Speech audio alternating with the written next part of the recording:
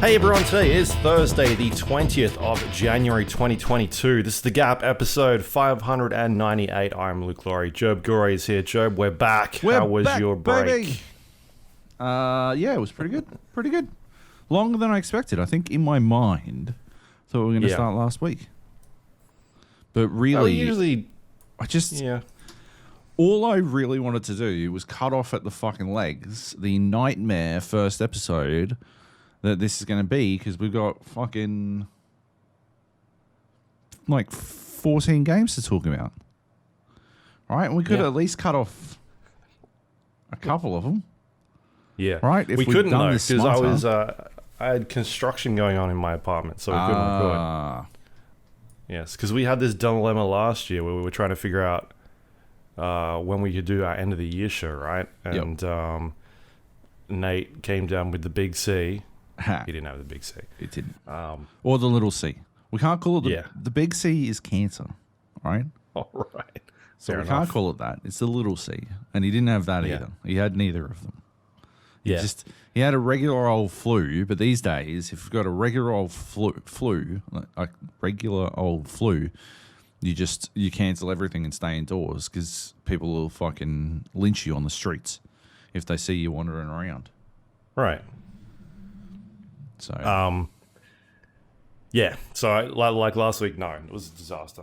It was like so fucking noisy. And I was going away for the weekend, so it was challenging. Just didn't work.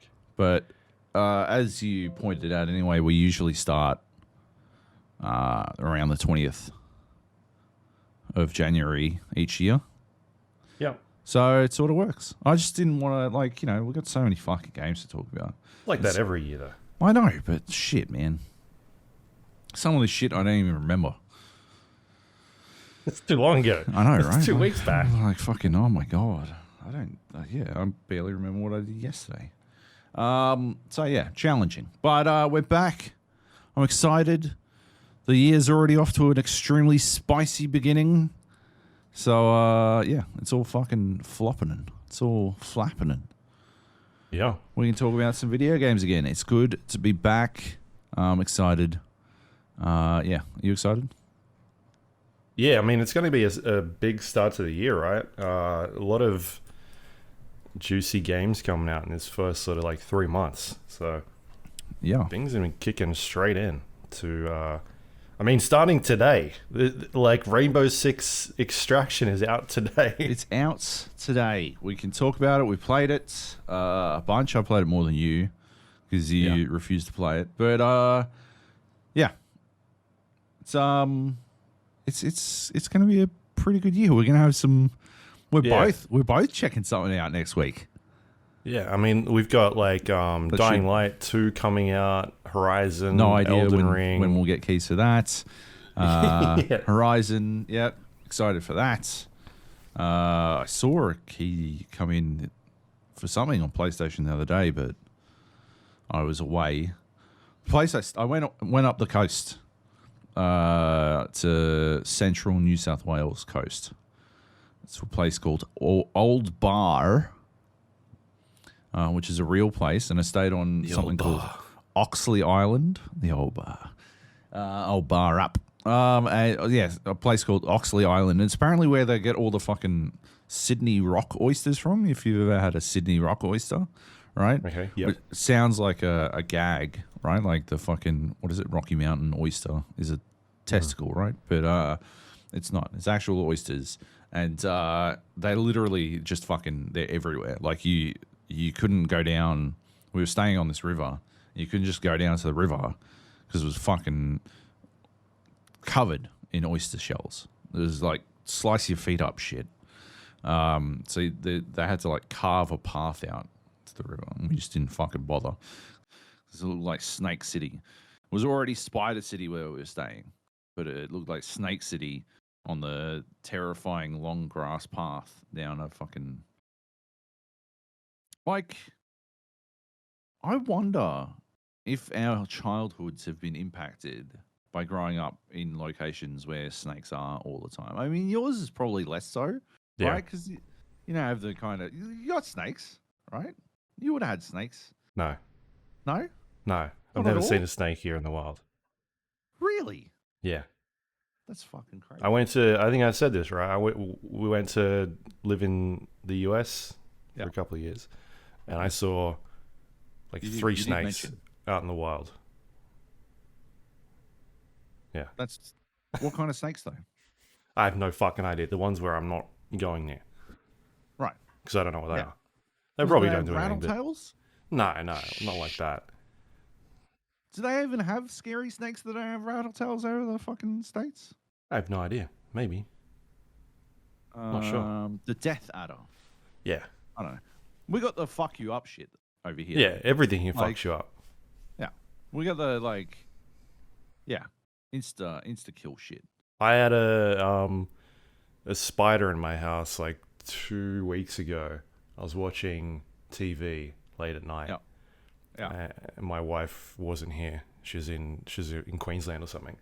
And I was like, I got up to go get a water, and like above where I was sitting is this fucking thing. It is like, it's huge, Joab. It's like this big. Yep. It's massive.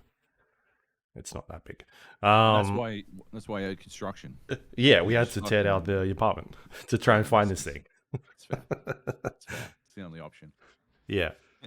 We So my wife's like, you didn't kill it, did I? was like, yeah, fuck oath I did. Like, I got the spray out, and she's like, why didn't you put it in a container? I was like, it's like fucking 30 feet above me. You see our ceilings? Like, they're enormous.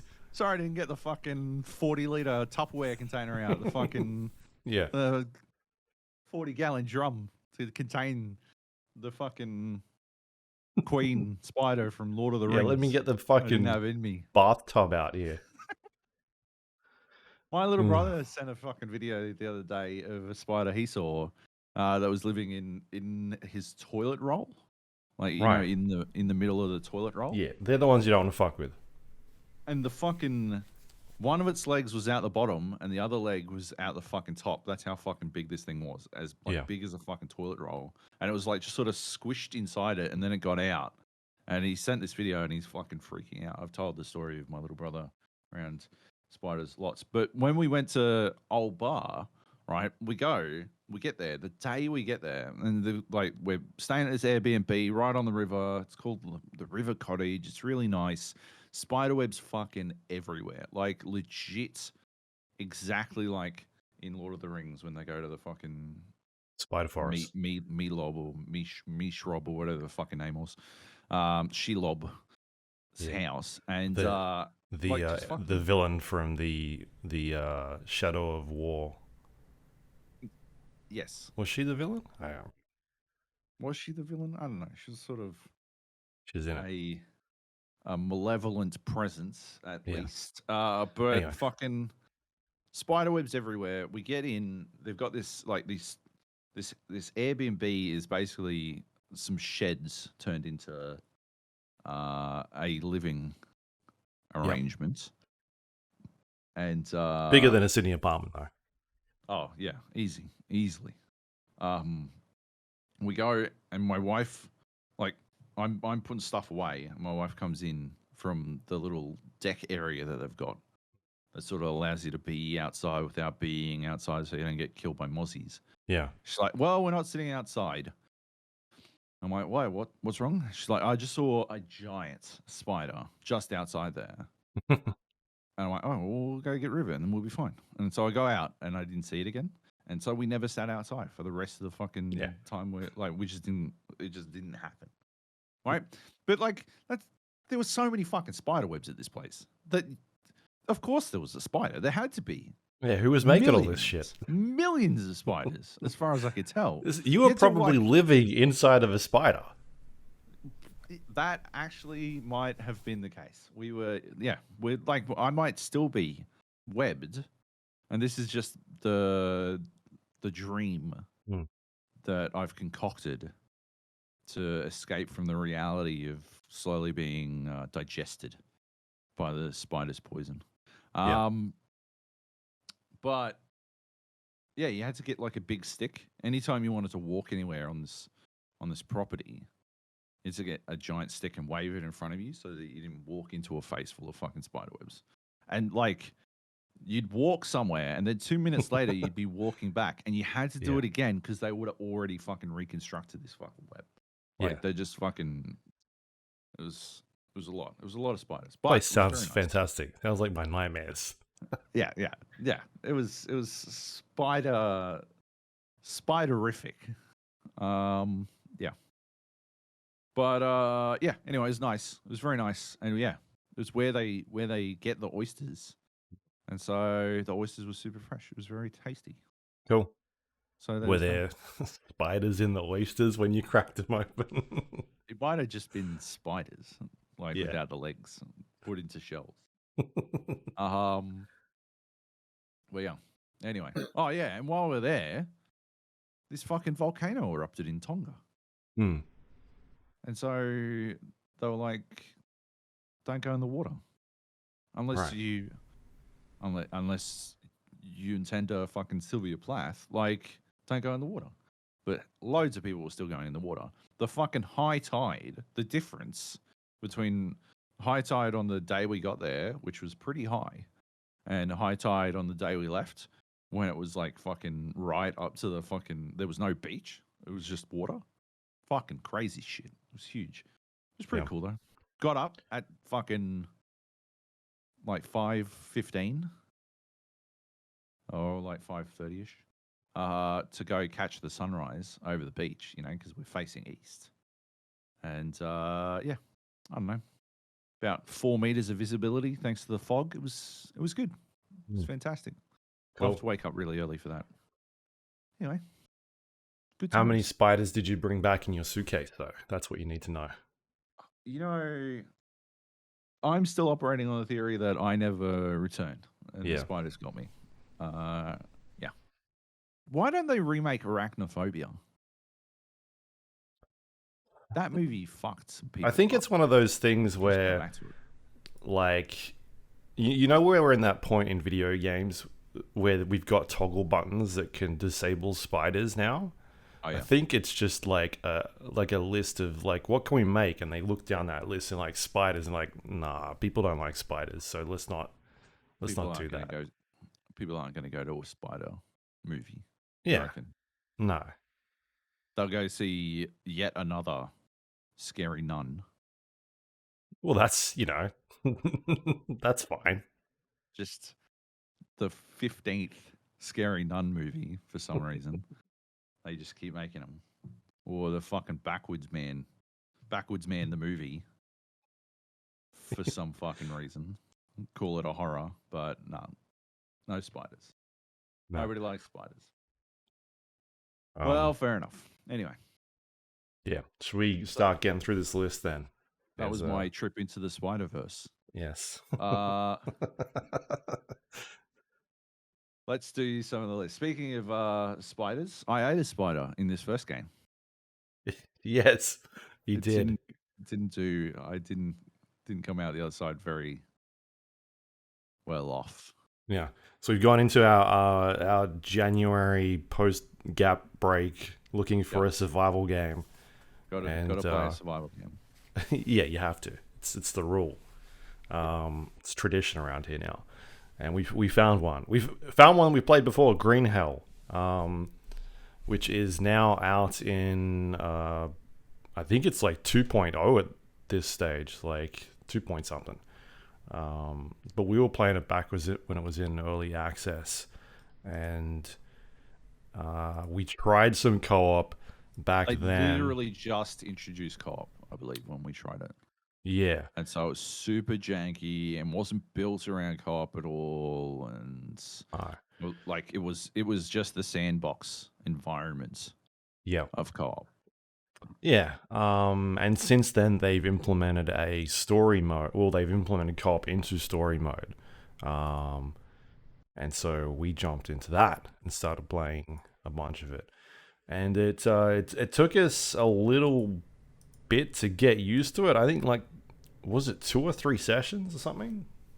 I think the first session was a complete fucking wash, right? We just that was the one where I was just eating anything I saw. Yeah. And I ate the spider, and I was already pretty sick by then. But yeah, because I'd eaten some other stuff that I shouldn't have eaten. And then eating the spider sort of put me over the edge. Was the spider the worst thing I ate? I can't remember.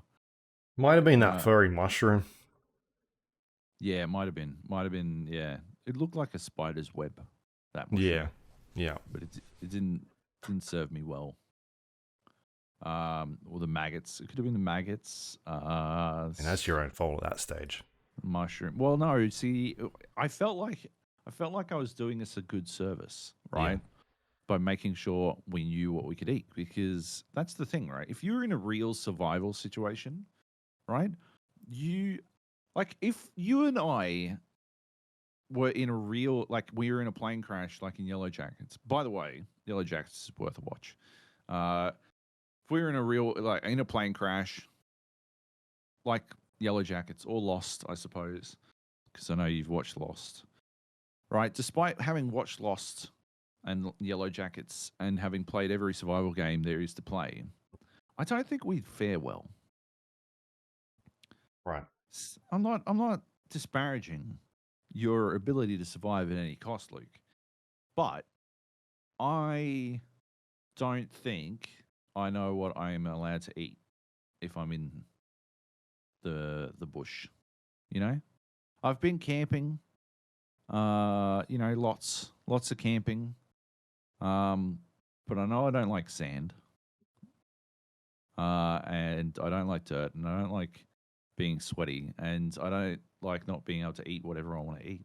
So I'd probably die, and I figure you would die too. Like, feel free to refute my claims, Luke, if you want, but I don't think either of us would go well. I think we could fish.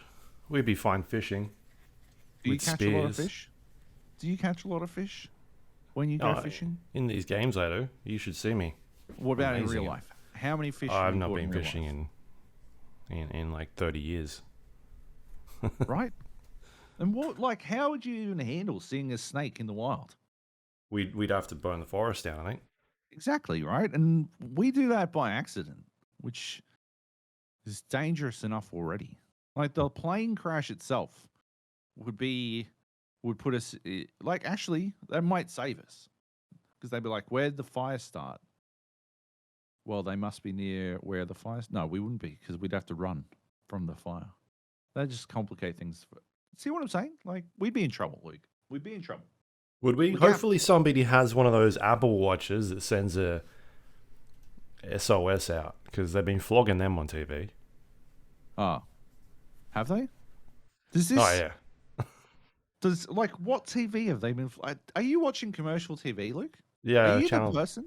You're the one that's who me. watches commercial fucking television? Yeah. Keeping the entire fucking business alive? Yeah. Just let it die. God damn it. What are you even watching on commercial television? Explain this to me. I think just the news. I like pop on. You watch the news? Yeah. Is life not depressing enough? You're like, oh no, we could knock this up a couple notches. I put it on when I'm cooking. It's because you're fucking cooks, mate. Makes sense. And then we'll watch like YouTube whatever's on Channel 10, Survivor or Holy fuck, that's so much worse. You're the one watching reality TV? Yeah, but I'm watching Survivor.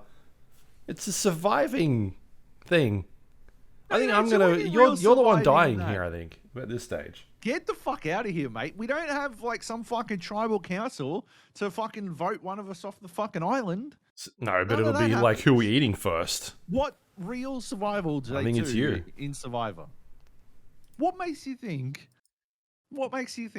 I wouldn't be fucking creating the path to cannibalism first? I would be way ahead. I'd be 6. You would have been like, at the time that you arrived at the idea that cannibalism should be on the fucking table, I would have already had you like basting yourself in rosemary and shit for fucking days. Like days. Here, eat all this rosemary. Exactly, right? Like, hey, Luke, you look a little unwell. I've mixed up this butter and rosemary. Maybe just cram it into your mouth. Eat that. I like It's got wake a lot up of in the middle of salt. the night and you're like shoving it on my under my It's lips or something. sprinkling salt on you or something. Yeah. Um, Yeah. all right. So Green Hell is a survival game set in like a forest or a jungle. Um, and we basically started the story mode and ran around for the first time just eating and trying to figure out like what to do. It doesn't really, at least in the co-op story, I think it does a bit better in the single story. Like it sort of, there's a tutorial section before you get to the main bit, and so it tells you how to use some of the tools that you've got. But us jumping straight into the co-op mode, it's pretty like it doesn't really hold your hand. And this is a game that's sort of known for being a bit more of a harder survival game. Yeah. You're managing like 5 different stats. Like 4 of them are things you need for nutrition, like water and fats and sugars, and that carbohydrates. And then on top of that, you're managing like your sanity. So whenever you're eating the wrong thing or not getting enough sleep, if it gets to a point where that threshold is too low, you start hearing voices and seeing things that can kill you. But once you get into sort of an idea of how to manage those things, the things that you need to eat that can keep some of those meters up, it starts to become a little bit easier in terms of what you need to do. And so I think that like that first, like the third session, I think or second session we jumped in, like Nate had gone off and watched a bunch of YouTube videos or like read a bunch of articles or something, had a bit better of an idea of what to do. And we'd played, the day before and sort of understood what we could eat and what we couldn't eat. It was basically like you could eat whatever you want in terms of mushrooms and things you could find on the floor. Just don't eat the stupid shit like the scorpions and the spiders and that sort of stuff. Yeah. Otherwise, everything else is pretty fair game. And then it was just the basics of like understanding how to build shelters and get fires up and running and how to cook meat and that sort of stuff. And then once you sort of get that under your belt, feels like things start to get a little bit simpler. And I'm not sure. We kind of stopped at a point where it felt like maybe we had sort of explored everything this game had to offer. And I could be wrong, but it just felt like we got to that point. I don't know. What do you think? Oh, yeah. I think that was the case, right? Like, we got to a point there where my theory was the only way to get it to, I don't know, feel fun to play again would be to start over again with dramatically reduced like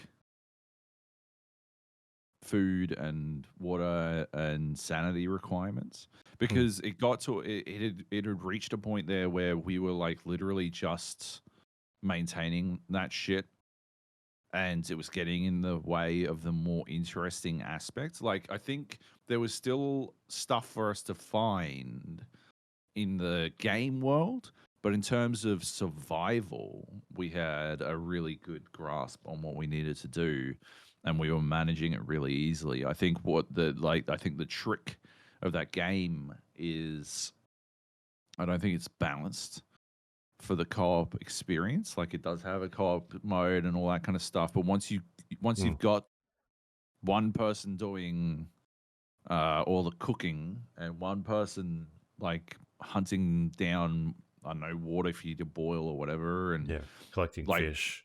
once you've delegated all this kind of shit, it's actually just sort of tedious, because the rub there is like the fun of the survival experience is in spinning all those plates, right? And keeping them spinning, and you've got all these different priorities and all that kind of shit. It's the way every survival game works, right? But Green Hell is actually quite simplistic to manage once you know what you're doing. Like, a lot of its fucking challenge comes from the obscurity of the obfuscation of what you need to do to survive. And so once you know what you're doing, you're not spinning all that many plates. Like, it feels like you were spinning a lot of plates at the start, But once you know what you're doing, you sort of just spin one plate, right? I'm spinning the fucking water plate, and you're spinning the fucking fish plate, and Nate's spinning the fucking, I don't know, berries plate or some shit, collecting wood or some shit, right? And yeah, that's not that interesting to me. But because there are three of us, we had to spin those plates a lot to actually get enough resources to keep all of us at a level where we could survive. So if we can minimize the amount that we required, then we could focus less on spinning those single plates and more on exploring the game world, because it does seem like there's quite a lot to discover. And they've done a really good job in making the map interesting to explore. We got bogged down doing uninteresting busy work, which I don't think is the essence of a good survival game, you know? But yeah, I was having fun up until the point where I wasn't, you know? Like up until the point where I was like, I think once we got into that, like we left sort of like the enclosed area of like teaching you, like, you know, most things here aren't going to kill you. The things you can gather and eat and that sort of stuff. And then we got out to the bigger area. And then once we sort of realized I felt like there wasn't a lot to do. We kind of found some little story beats that were going on, but I just don't think they were as interesting as other sort of games that we've played, like The Forest. That's the problem there, right? The problem with Green Hell feeling so much like The Forest is that how the fuck is what games? I don't even think Sons of the Forest is gonna live up to The Forest, right? You know, like The Forest was fucking lightning in a bottle. And what made The Forest spectacular was that every time we came back to it, it was lightning in a bottle again. It was like the fucking lottery 3 times in a row type shit. Like they hit some shit with that game. That's it's almost unfair to expect a game to live up to it, but at the same time, you can't ignore the fact that like we've played The Forest. That's the the bar has been set nearly impossibly high, but at the same time, the bar it is set. You know, it feels unfair to criticize Green Hell for not reaching that bar, but at the same time, that's what you got to fucking reach. I'm afraid. Unfortunately, The Forest came out and knocked it out of the park immediately. So, yeah, get up there. It does feel that way. Especially because we were playing it in that period of time back when The Forest was the thing. Like we played it during the fucking December break. Like that was true. But like the Forest was our December break game, and so Green Hell playing it at that time was always going to wind up in a situation where it was having to stand up to those comparisons, and it falls short. But I did have a lot of fun with it up until the point where, like I said, I had a lot of fun until I didn't have fun with it anymore. Yeah, because I felt like we sort of solved it at that point. That was the thing. And then the things that we were doing out in the world, like running into these tribes and being attacked and that sort of thing, it was kind of repetitive. It was the same. We were saying the same thing over and over again. Yeah. And then it just seemed like a case of, all right, well, we've set up our base out in this area. Now we just need to go find the grapple. And then that's the next thing that kicks off. But I mean, maybe it does open up even more, but it just felt like why do we need to build all these other things if we've kind of already solved it at such a a lower level? Like it's build a wood or a mud furnace and all that sort of things. Like, do we need that? Mine iron or some shit. And I'm like, but doesn't really contribute to our needs. But I guess that's the same problem that Icarus runs into, right? In that, Yeah. You don't need to do anything that it asks you to do. You kind of just do it. Yeah. Because you do it at such a minimal level that you're just kind of wasting time at that point.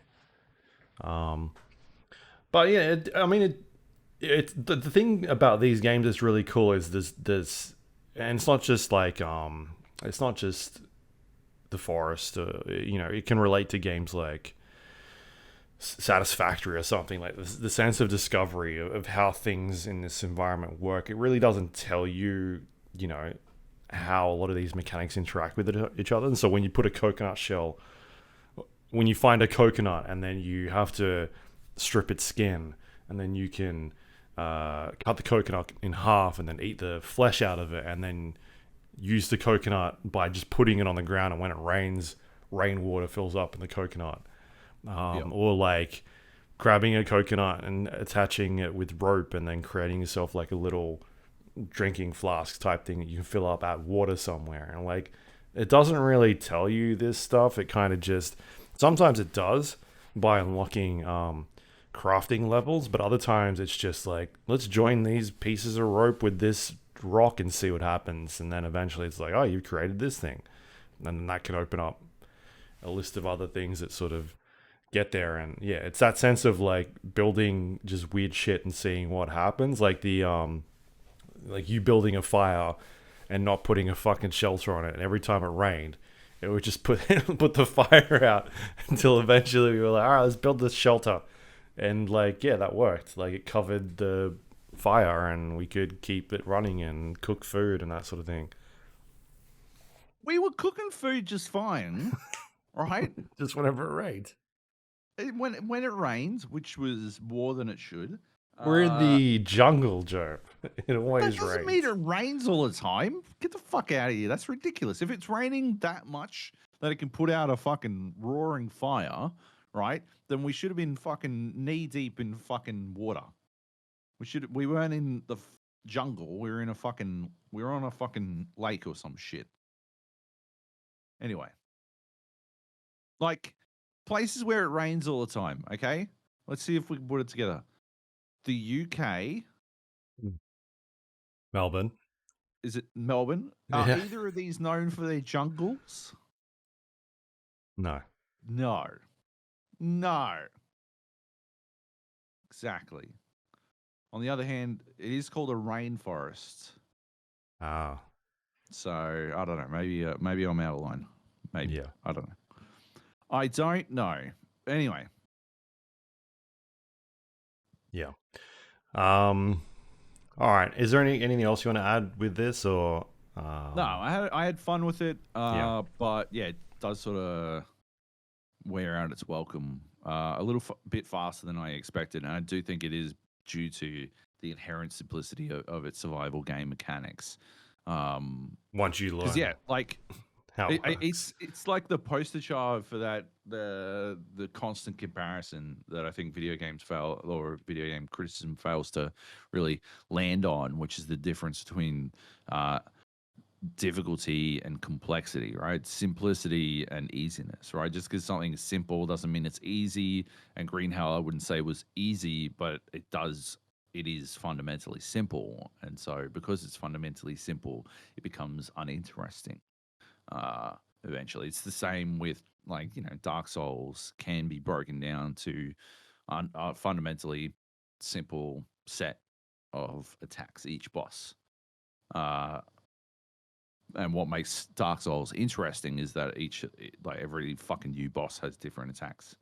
And so you could describe Dark Souls as easy, and guys who beat it like fucking Happy Hob or whatever, who beat it without ever being fucking hit, right, do sort of demonstrate that it is on some level mechanically easy. Or mechanically simple. Doesn't mean it's necessarily easy to fucking complete until you know all the stuff. Anyway, it's a interesting game that unfortunately wore out. It's welcome. Yep. All right, let's keep going here. We got Wordle, a Wordle update. Still playing. Got the Gap channel pumping out regularly. We got a text channel on the Gap Discord. Playing Wordle. I just think this. I love Wordle. I don't know. It came about. Was it just before we did December. our final podcast? It was like a couple weeks. Yeah. Was it? Who is like? Was it the Australian gaming media that was on this first? Like, where did it come from? Because that's where I was seeing it the most. That's the only place I've ever seen it. Like, it's obviously taken off recently. Like, it's gone full mainstream recently. But oh yeah, did it start like around our groups, or I don't know where it came from? So I made the Wordle channel on the 23rd of December. But we were doing it way before then. Like, I don't know about way, but like, I'd say upwards of a week before then. Right. Yeah. I don't know how it really kicked off, but I know that, like, if you dig into it, I think Mark Serrels has one of the first articles really summing up what it's about. So we're definitely at the front of the curve. Because I follow a lot of gaming people, right? And I didn't see it from any international. It was like a lot of local Australian that were doing it. Yeah. That makes sense. Just from my experience as well. But yeah, like, I don't know, it's a very well done game. No, Jimmy Fallon was playing it on January the 5th. Yeah. I think it was in a New York Times. Like, it was highlighted on the New York Times, and I think that's when it really started to kick off. But yeah, by now it's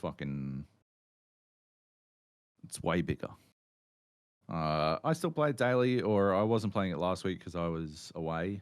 But yeah, it's an interesting little word game. You've got 6 guesses to determine a 5-letter word, and it's mastermind rules. Every time you guess, it will tell you whether or not whether or not a letter is in the word, and whether or not the letter is in the correct position. And using that information, you have to determine what the actual word is. The I think biggest controversy was when everyone found out that words could have 2 of the same letter.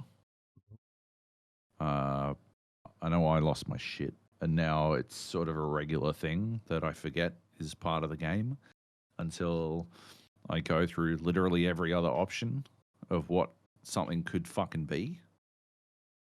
And then I'll be like, I don't fucking know. Oh, double ups. Oh, I can use the same letter twice. And today's word is fucking robots. Kleb has been on the podcast. Helped me clap Luke at PUBG last night. All that kind of stuff. He has a system where he uses yesterday's word as his first guess. It does eliminate the possibility of a first word guess, like the 1 of 6 attempts. But I do think it's a pretty good starting off point. I believe, right, Wordle, there's no juice in getting a Wordle faster or slower.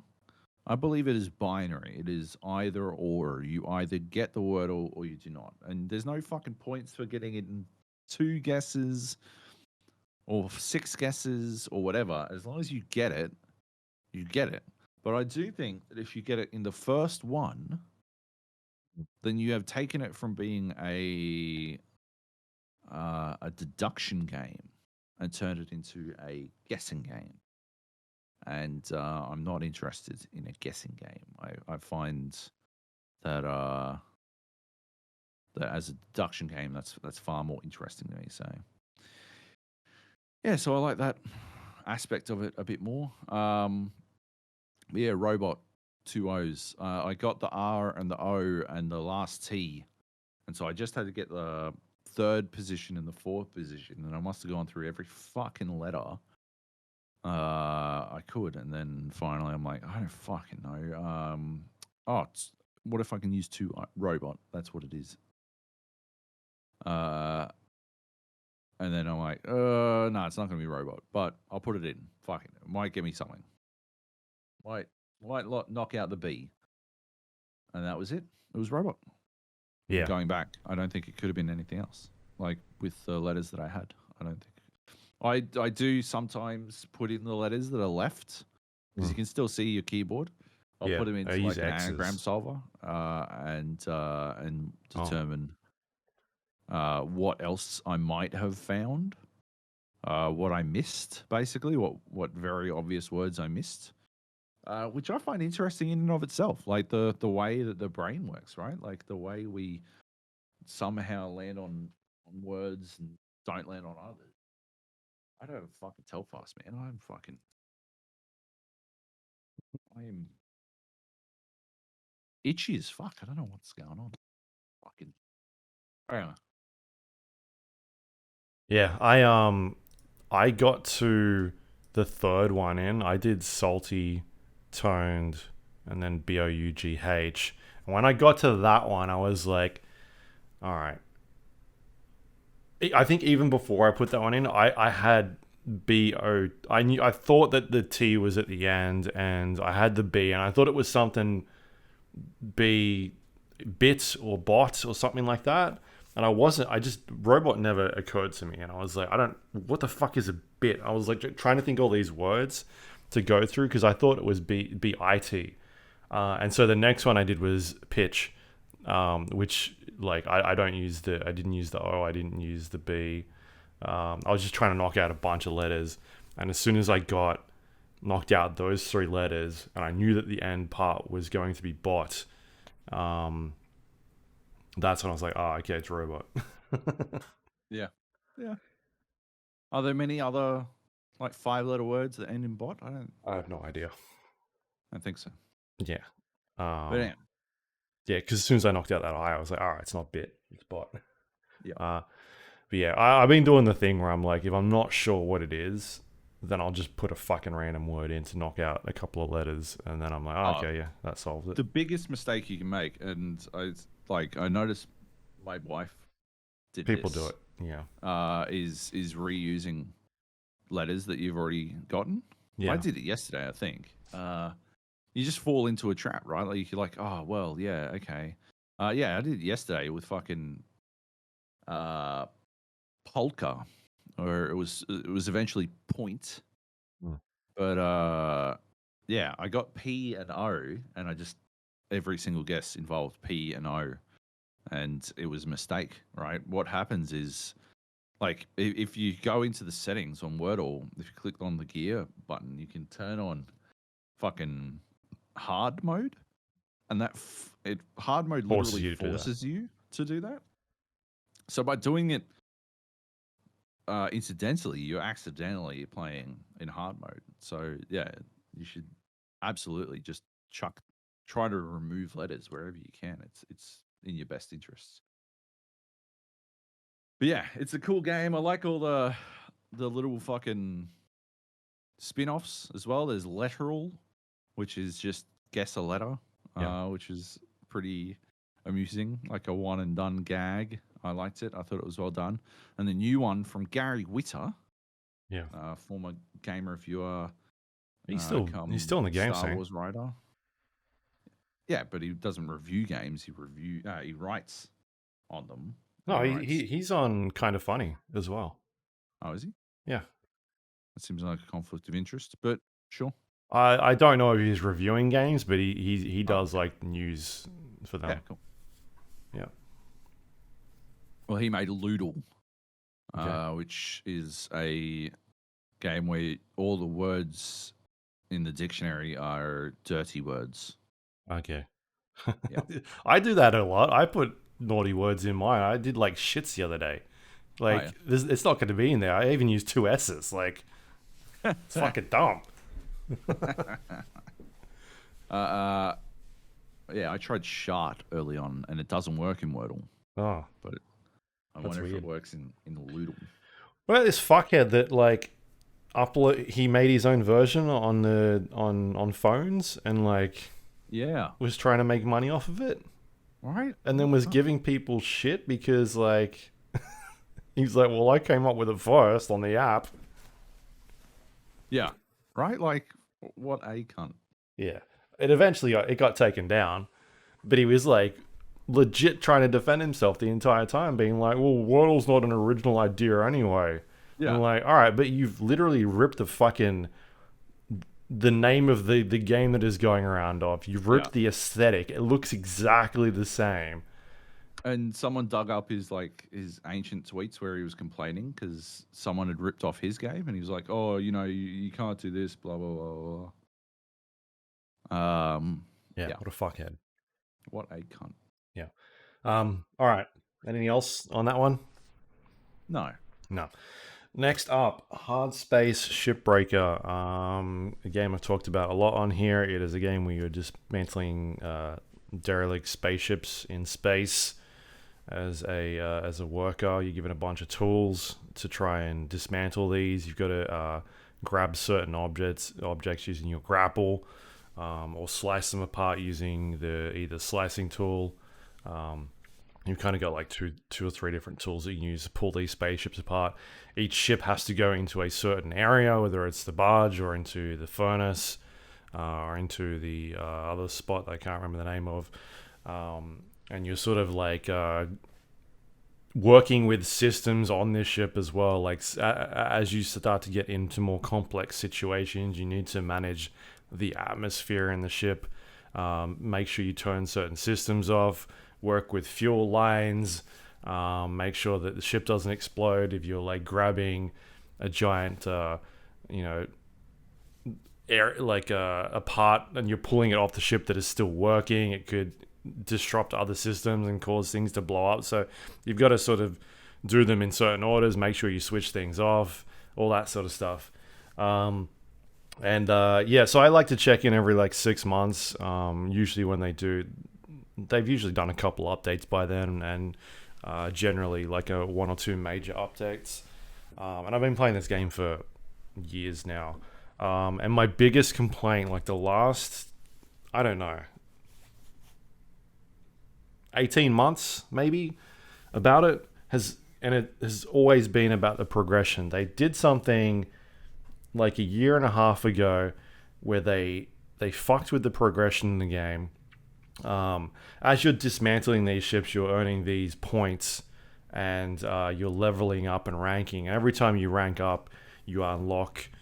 It's like a skill tree, and the tree allows you to either upgrade your tools or upgrade your suit, or unlock new things that you can use. And at one point, they just like stretched it out. It just became to a point where it was just crazy. It took so long to do anything. They've toned that back a bit. The number I saw floating around, it was from a post they put up. I feel like it said they reduced the grind by 40%. It's still too fucking long. Like I've played about 10 hours of this over the break. It was mainly like I was listening to podcasts, and it's a very chill game to just sort of put on and listen to a podcast. You don't really need to have the sound on. You can just do something in the background. So I was just playing. I was looking for games that I could play where I could just kind of just chill. So I was playing like a bunch of card games, Monster Train and that sort of stuff. Fights in Tight Spaces, which I don't think I put on here. No, I didn't put any of that stuff on here because we've talked about it in the past. But yeah, so like the progression in it is, and it's something that I think they're going to keep working on, because they've now said that the next major update will be 1.0. They're going to put in Act 3 of the campaign story, which I don't like, and it's also unskippable at this point. Hopefully they put it in there where you can skip it, because some points you get to, like, I just want to break ships down. And when you put me back into the main hub area, which they've done all fancy now, it's like a 3D space environment, but that you can sort of move around in, but not really. It's just a glorified menu. You get in there and like dialogue plays out, and you can't skip any of this stuff, so you're stuck there listening to this stuff, and it can go for fucking like 8 minutes. So I was sitting there one time, it felt like, dialogue and can't skip any of it. Can't, like, I'm reading quicker than it can go through, all this sort of stuff. So that was super frustrating. But anyway, they're putting in this new act, the final campaign of where it's going. I feel like I know where it's going because it seems so generic in terms of what they're trying to tell in this story. Like, there's a character named Hal. Oh. Right? I wonder where they're pulling that from. Malcolm in the Middle. No. Yeah, and so I wonder where that character's going to go. Yeah, and so like they're going to be updating this to 1.0. They said they're going to keep working on the progression. They need to, like, honestly, drill that thing way back. I think we're going to get to a point where this game comes out and people are going to go fucking nuts for it. And they're going to be like, it's so fucking good. Like, it's such a satisfying loop. But it's going to be the people that play it for 2 hours and like, oh, like, it's so satisfying. It's so awesome. But the problem is you get past like that initial 2 hours and you're doing the same thing over and over again. And I'm in a unique position where I've played this game for quite a number of years now, and I can go in and I can rip down a ship quite quickly. Whereas new people that come in, they're going to have to learn how to do that. It's going to take them quite a bit of time. And so it's going to be an even slower grind for them, because I'm fucking quick at this stuff. I know where I need to go. I know what I can pull down. I know what systems I need to interact with, all that sort of stuff. So I can churn through these ships, and I'm still finding it slow. And the stuff that it gives you is not impactful. It feels so like minuscule. You get an upgrade that is like, all right, your laser cutter can now shoot 5 meters further. I'm like, well, I didn't really need that anyway. Like, I wasn't struggling with the reach of that laser cutter. And so, cool. And so I'm unlocking all of these things, and it's like one at a time that you're sort of doing it. And it just feels like I'm not getting anything meaningful that is helping me along the way. And so, yeah, the sense of progression in the game is just, it's not there anymore. Not only is it not there, but it just doesn't feel like I'm getting anything meaningful, or that like anything is really interesting that I'm receiving that I can use. And so it kind of gets a little bit boring to a point where I feel like I'm there's like a selection of ships that you're unlocking, and I think I'm somewhere just past the midpoint in terms of the amount of ships that I've unlocked, and yet the tools that I've been given are exactly the same tools that I could use from the start of the game. I feel like I could get away with most of the stuff that I'm doing without having to unlock anything else. And so I think that's just a massive misstep on their path. Like, you want to feel like you're the things that you're doing is giving you a reward at the end of the day, and the reward that I'm getting here is just nothing. It's just more like 5 meters on like the length of the thing that I can shoot is just not really exciting or interesting at all. And then you get an upgrade. It's like, all right, your durability on this thing is now an extra 10% better. Like, cool. Yeah. And so I think they got to a point where, like, a year and a half, 2 years ago, or whenever I first started playing this game, it was definitely longer than that. Like, there was such a cool loop to here, but it's just stagnated to a point where it feels like they ran out of ideas or something. And so that, I wanted to see more interesting ways for me to pull these things apart. But they've added new ships, which is cool. And I think that stuff is really interesting. Like this last update that went through in December, just before, I think it was just after we went on break. They added like 3 more ships or something like that. And the ships are cool. Like the most interesting part about adding the ships is that they're set in different configurations, and every time you go into like this model of a ship, it won't necessarily be the same as the last time that you've pulled apart the same model. Like things could be in different configurations. Certain subsystems might be switched on. Certain walls might be in different places and things like that. So you're sort of going, it's still a puzzle at the end of the day, trying to figure out how to do this thing safely and get the most amount of money out of it and the most, things to be able to level up, most points to level up. And that stuff is where it's really interesting. But the things that I'm given, it's just like there's nothing there. There's no meat at the end of the day of feeling like I'm getting more powerful or anything like that. That loop is not there. And so, yeah, I think it's a massive misstep. So instead they focused on the story, it looks like, because every time I jump in, there's more story stuff going on. And they've sort of fleshed out areas of the game that I don't think needed to be fleshed out, like menu systems that were there before, and now this 3D environment that you can maneuver around in, that sort of thing. It feels like it's gotten a bit better in terms of its stability and that sort of stuff. Runs a little bit better. They've sort of added a couple of extra mechanics into the way ships can be pulled apart and the things that you can pull apart in the ships. But it's not a huge difference. It doesn't feel like a massive difference in terms of the gameplay when I first started playing it to where it is now. And so I think they're, like I said, I think we're going to get to a point where this thing comes out this year, because they're saying it's going to be out quite soon, and people are going to really like it.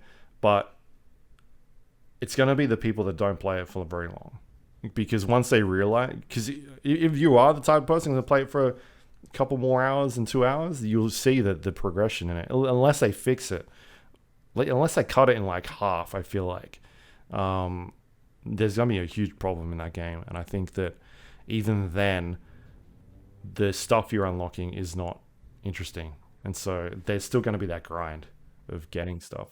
I don't know. It just feels like a massive missed opportunity, which sucks. Is there a chance that, like, having played it for years, you've robbed yourself of the sense of discovery? I mean, that sense of discovery, like I said, it's still there. It's the progression that's not working. Because I'm still using the same tools the game gives you from the outset to where I am now, 12 hours in, and nothing feels different in terms of what it's giving me. The only thing that's different is the ships. But I want to be given like there's demo charges that I need to unlock, and that feels like, for a regular player, the first time player, like if you were to jump in, that might be a 20-hour adventure at this point for you. Yeah. And for me, it's 13 hours. Yeah, for sure. Right, and that's 20 hours into a game where they're like, all right, here's a new tool you can use. You're like, really? Like, we just had this tweet going around that people lost their fucking mind over, the Dying Light 2 tweet, which I don't know if we talked about. I don't know, I can't remember if we talked about it. And it was a tweet that went around. Dying Light developers put out a marketing thing saying, we've got, was it 500 hours or was it 200 hours? 500 hours worth of game content here. It'll take you 500 hours to complete Dying Light 2. And people lost their minds. They lost their fucking minds. People on the internet who write about video games have never played a video game before, is what I gauged from them losing their minds. Nobody in their right fucking mind is going to look at that tweet and be like, 500 hours? What the fuck? Like, I can't believe it's going to take 500 hours to finish this game. That's insane. And that is the reaction a lot of people put on there. Those people are idiots. As I said on Twitter, we've spent the last 3 months gripped by just endless fucking NFT nonsense bullshit. And people were just reaching out, trying to find anything else to talk about. To get angry about. This is what we latched onto. Yeah. But it didn't work. We knew it was a sham. We knew the whole time that it was a sham. Well, it wasn't a sham, but I mean, people overreacted on that tweet, 100%. Big time. As soon as I looked at it, I was like, yeah, I understood exactly what they were saying when they wrote that. Obviously. But like I tweeted, at 8 hours a day, right? People should have gotten their reviewers should have gotten their copy of the game at the beginning of December. Yeah. Right? Obviously, the gag there is that, we still don't have fucking Dying Light 2. Despite the game's theoretically being quite long to play. That was the joke. But at the same time, like, why are they bragging about 500 hours? That's weird. Because, like you said, anyone who knows anything knows there's not 500. If you told me fucking the next Assassin's Creed game was going to be 500 hours, I'd be like, yeah, fucking probably. Yeah, probably. I'd believe that. Those motherfuckers. Holy shit. Oh my God, I tapped out at like fucking 80 hours or something. And I think I was like, I don't know, a third? Yeah, through the first island. Right? Like, that game's fucking ridiculous. And it's not like I was collecting all the flags or some shit. I've got no patience for fucking dumb collectible challenges. But holy you've murdered fuck. 16,000 people. As a Viking, I've killed everyone in England. Everyone. But yeah. Shit, man. Ridiculous. Yeah. Yeah, no. But anyway. No, I see your point. Like, it's always one of those things, that I think as critics we've got to be like very mindful of that idea that we might have a different perspective because we have a different engagement level with games sometimes. But it seems like I think if they fix the progression, it's gonna. We're on a podcast, so I was trying to like, have a little back and forth, but you fucking squished it. My thing is that like I've been saying this for a long time now. Every time I jump in, the progression feels off, and it doesn't seem like they've changed it a significant amount. And I feel like if they're going to this sort of final stretch, there needs to be some progression changes in these updates coming through that cuts down that grind from it, because there's just so much of it that's happening right now. And if they can sort that out, then it'll speed that game up so much. Because there's no way that, if people are complaining about 500 hours, it's not 500 hours, it's going to be, 20 hours. Like Shipbreaker is going to be longer than 20 hours at this point for the main campaign. I think that's what it feels like. But anyway, I think the loop of it is really cool, and people should definitely check it out as it gets closer to launch, because it is one of those satisfying sort of chill back, relaxed sort of games that I like firing up every once in a while and seeing how it's going, but it just doesn't seem like much is happening that I think is interesting, which sucks. Anyway, Hardspace Shipbreaker. Next up, we've got Sell to Singularity, which is an idle game. Clicking game. Of course it is. It must be, because for like 3 weeks in Discord, you were playing it 24/7. Yeah. Yeah, this was just one of the games that I saw on the popular list on Steam. Fired it up. It's free to play, and it is an idle game where you start off as like a cell, an atom, and you click and you click and you click, and you're able to purchase something new upgrades, that sort of stuff, and you just keep buying things as the idle goes on. But then it starts doing weird shit and like turns into, I'm like 3 clicker games in at this point. Like I'm managing 3 idle games within this one game. And there's like a solar system.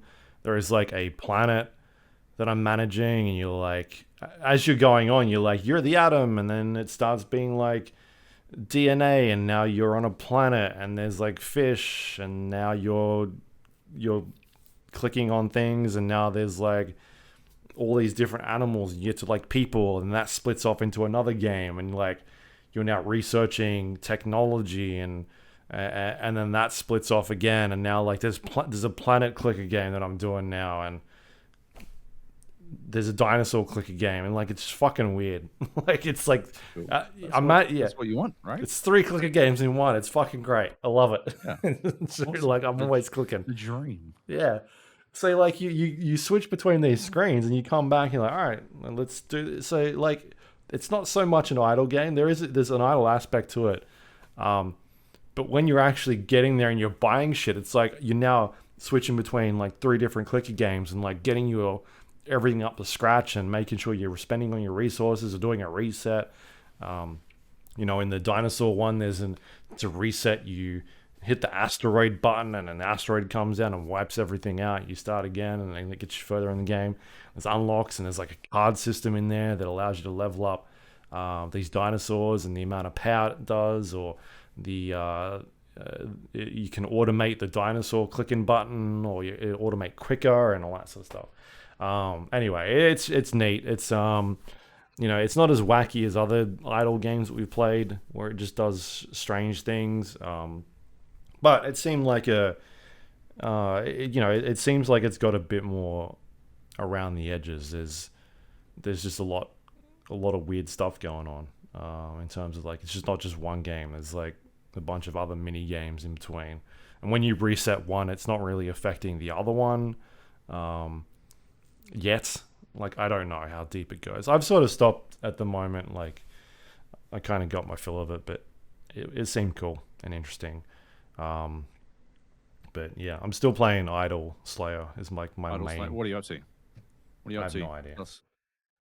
I'm so deep. I ultra'd it again. I haven't altered in a while. I'm at the point now. I just let it run itself. You were complaining last year because I never got to this point. They updated the bonus stage 3, and you're like, it's impossible to do it. I've finished it so many times. I've finished it too, right? But I wasn't complaining that it's impossible. I was saying that like you got these pink blocks, right? You buy the pink blocks, and they do absolutely nothing. I was doing it without the pink blocks. Whatever, mate. Whatever. It's so easy. I unlocked the pink blocks because the pink blocks are so fucking useless that you have to do it without the fucking pink blocks. But I am at. Let's have a squeeze.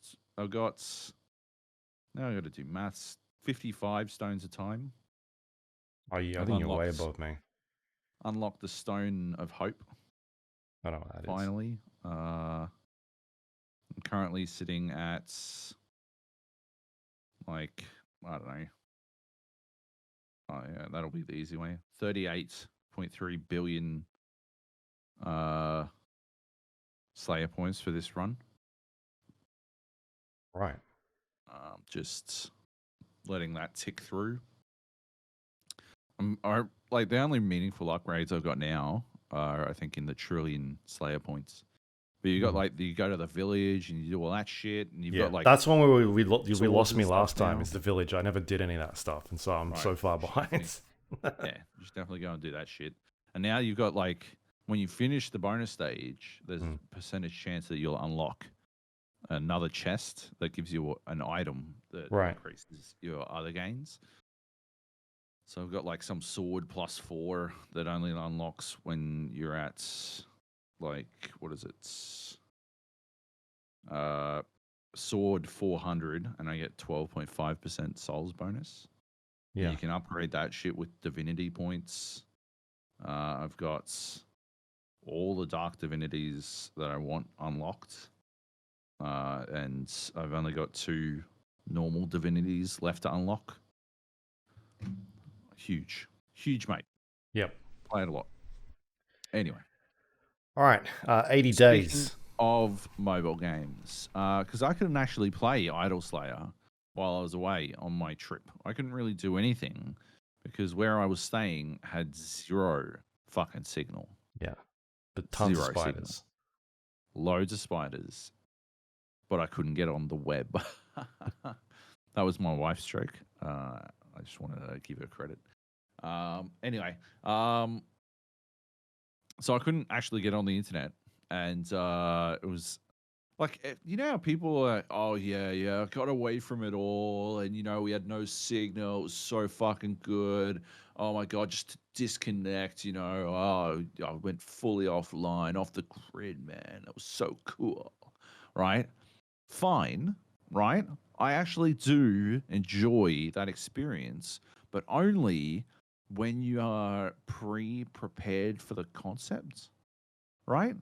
Like, it's only a good time if before it happens, you're going somewhere without any, you don't, if we were to wake up tomorrow and the internet didn't work and you couldn't get online, right? Nobody like, oh, yeah, it's so good to not check my emails and I'm not on Twitter all the time. People would be freaking the fuck out, right?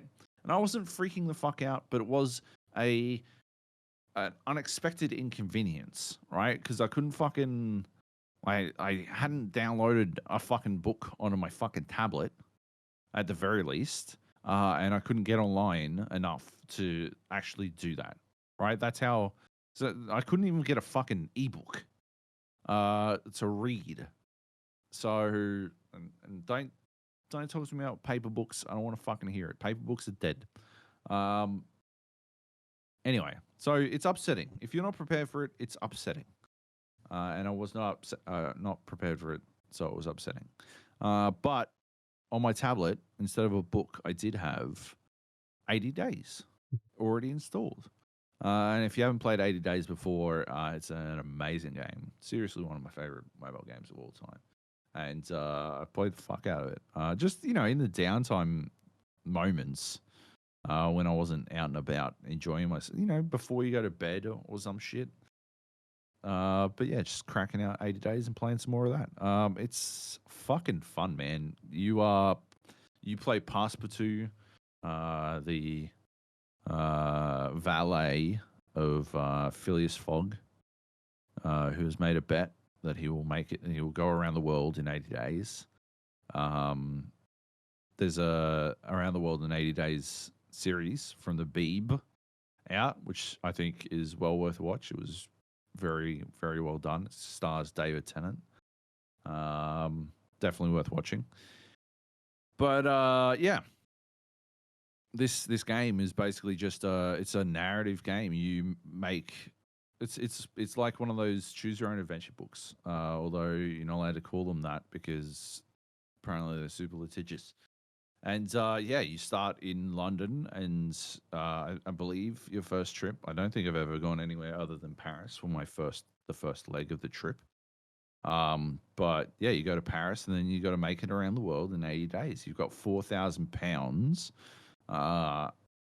and you can request more money. If you make it around, you'll get $20,000. So you can keep that in the back of your mind that you can spend however much it costs to make back the required, as long as you make more than, or you don't spend more than £20,000, then you'll come out ahead. And yeah, you just sort of manage your funds, manage your items. You can pick things up in one location and sell them in the next, and you sort of go through the game with, managing whatever fucking happens. You can play it on your phone, on your tablet, on your PC. Yeah, it's fantastic. Like, it's so brilliantly written. It's based on Jules Verne's work already, which is one of my favorite books, like as it is. So I think maybe I've got an attachment to it, but I think it does a fine job of living up to the high standard that is set. Because obviously there's more to it. It sort of builds off Verne's vision of the world, and goes in many interesting different directions, because it's the book follows a path and you get to chart your own path here, and so it does intriguing, interesting things with that path. The ways that you're able to go wherever the fuck you want mean that they sort of have a artistic license to build things out in that way. And it sort of saves as soon as you make the decision. So there's no save scumming or anything. You live with it, whatever fucking decision you make. And one of the things that I really like about it is it's not vague. You make choices like the way, like it will give you the start of a sentence or the start of a paragraph that will lead into a full sentence, but you always know what you're choosing based on the words that it's given. It's not like you don't choose they're not colored blue or red or some shit to indicate a positive or negative action, but you still know what you're going to do because it's very well written. And so, yeah, it does a good job with that shit. And yeah, it's just really fun. It's like very replayable, and because you don't go the same routes every time, and there's an element of RNG to it, like just because like you always start in London and arrive in Paris, but when you arrive in Paris, the same things might not happen, or you might have an encounter on the train to Paris that changes where you go next, stuff like that. And yeah, it just plays out really well. It's a fantastic game. If you haven't played it, heartily recommend it. It's legitimately one of my favorite mobile games. And if you've already got it downloaded, there's no need to connect online or anything like that to fucking play it, which is awesome. Which worked for me when I didn't have any internet. But yeah. Yeah. They had another game come out last year that didn't have quite as much replayability, but was a lot of fun while we played it. What was it called? What was it called?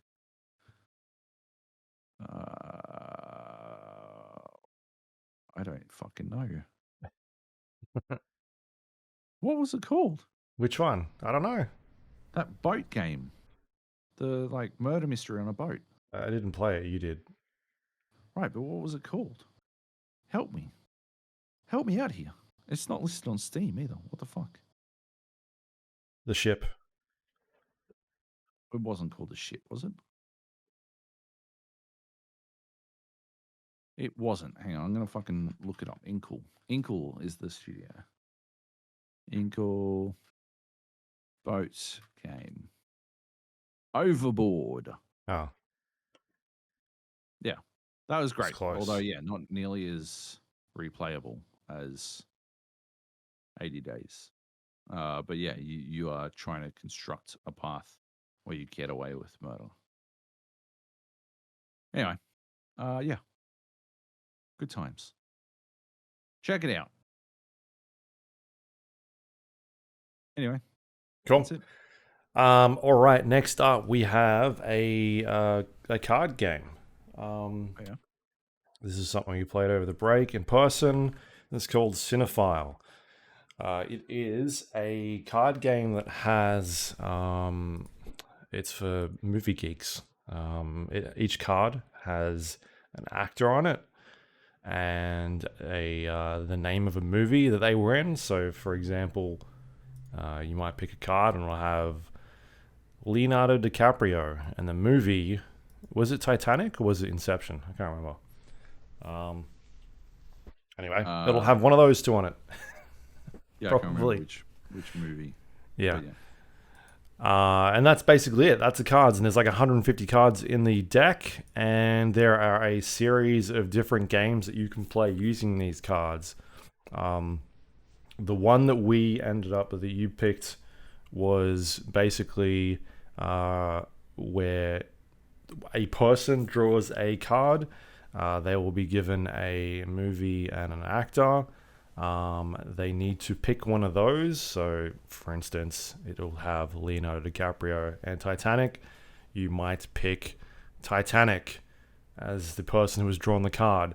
And then you go around in a circle. The next person has to associate the Titanic with an actor. And so they may say Kate Winslet. And that is their job done. And then so it goes to the next person. And because the last person said Kate Winslet, the next person has to say a movie that Kate Winslet was in. And so they would say Joab. Do I have to have one? Yeah. Fuck. You're out. I'm out. I'm gone. Mayor of Easttown. That's a TV series. Oh, but it's a Eternal limited Sunshine. series. Um, That's a good one. Damn it. yeah. And so, and then the next person would be like, all right, I need to pick someone. And they would say, Jim Carrey. Jim Carrey. Well done, Joab. And then Thank it keeps, you. and then it goes to the next person, and they have to associate Jim Carrey with the movie, and they would say The Mask or Ace Ventura. All right. Sonic. Sonic, whatever. And it keeps going around in circles until somebody cannot name a connection, and then that person is out. And then it moves on to the next person. They need to do it. So it could be, for instance, let's go with, we'll go back to the Jim Carrey one, right? And it'll be Ace Ventura. And so somebody needs to then name an actor that was in Ace Ventura. And then that's when you start knocking people out because nobody knows this answer, right? Courtney Cox. Okay, sure. Let's pretend. Okay. I'm pretty sure this came up at some stage. No one can do it. It wasn't Ace Ventura. No way. Okay, whatever. Or maybe I was already out.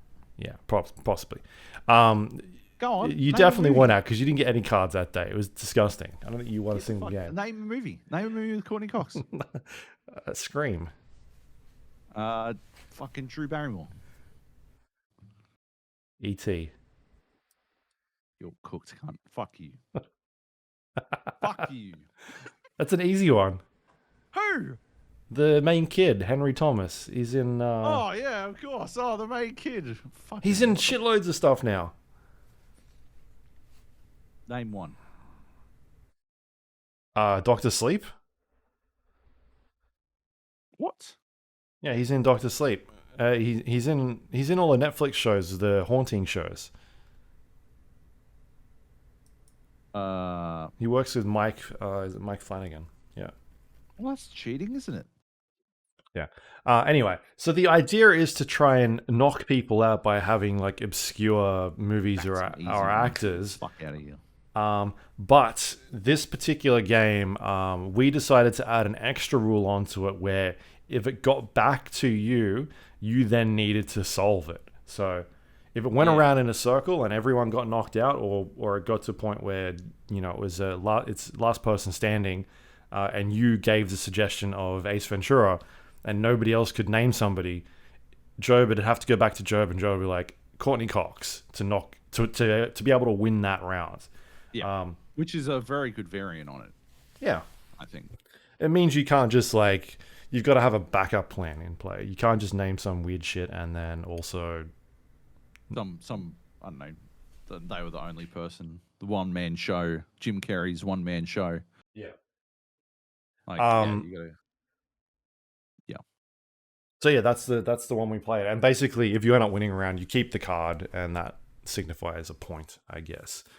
But yeah, that was the one we played. I thought it was. I had a good time with it. We obviously, video games and movies, TV shows is something we do a lot of. But the cool thing about the game is that it's got there's a bunch of different games that you can play. I think six different variations that you can play of varying difficulty, and I think we landed on the one that I can't remember all of them, but that one felt like it was the most the best balance between for everyone present playing, because we are it was the second hardest of the six. We made it a little bit harder, and we made it a little bit harder again. But I figured everyone playing was like a bit of a cinephile as it was, so it made sense. But yeah. They've also got a website I looked at where people have made their own games as well that you can go look at, and there's like a celebrity had one that you could just do, right? Because technically you've got like 150 cards with actors and that sort of thing. You could do that. There's stuff in there where there's like team games, like directors and things like that. There's like a 6 Degrees game where you can, you pick a series of cards in your hand if you're going to try to join them all together, or not join them together, but like you get points for the ones that you can join together. And there's it's a type of thing where you can sort of pull it out at some stage over, after you've had dinner or something like that, play with a couple of friends and drinks, and have a different experience the last time you played it, because it's a different type of game. Yeah, exactly. Although even in the session that we played, I think we had a couple of, like, even then, which I really like this, like the loot back, like it'd be like we just played our round and ended on fucking Henry Thomas because nobody can fucking pick a single fucking other movie that cunt's been in, and like as a result, we play another round and the card we pull is fucking Ace Ventura or some shit, and you're like, oh well, Jim Carrey. And then it goes down the same fucking rabbit hole, but now that we've got the answer that nobody else could get, it goes a little bit further. Like, I thought that was pretty entertaining when it happened. I can't remember what the specific example was. There were quite a few Avengers. Yeah. Anyway, it's a good game. It's a lot of fun. It was a surprisingly like I thought it was. Because the rule sheet is just a sheet, and I'm like, this doesn't seem like it's going to be very deep. Yeah, but it wound up like, because I think a lot of the fucking depth comes from just the people playing and the way the cards are put together. I think the only real like criticism was that the background of the cards terrible, and the text on the cards is difficult to read. It was just the text. Like, they were yellow on that background. Yeah. Like the actual drawings are cool. Like they've got an actual picture of like Leonardo DiCaprio, and then it'll be like Leonardo DiCaprio, and then it'll have the movie name, and it's literally on fucking yellow text and on a white background. And you're like, I can't see this shit. Like, that was a mistake. Whoever did that fucked up. And I can sort of understand like maybe the reasoning behind it. You're saving money on costs because you're only using like two colors, right? You're using black and yellow. But what about an outline of the text? Yeah, that might work at the very least. Holy shit! Yeah, it's just a little bit funky at times. Like trying to see that stuff. Yeah, but that's probably my biggest criticism of it. Anyway, that's cool. It's called Cinephile. You can pick it up at, I don't know, board shops, bookshops. Okay, let's keep going here. Ready or not? You're still playing this? Oh yeah, I played it a bunch the other week. I was playing with G-Man and Nate and two of G-Man's pals, I guess.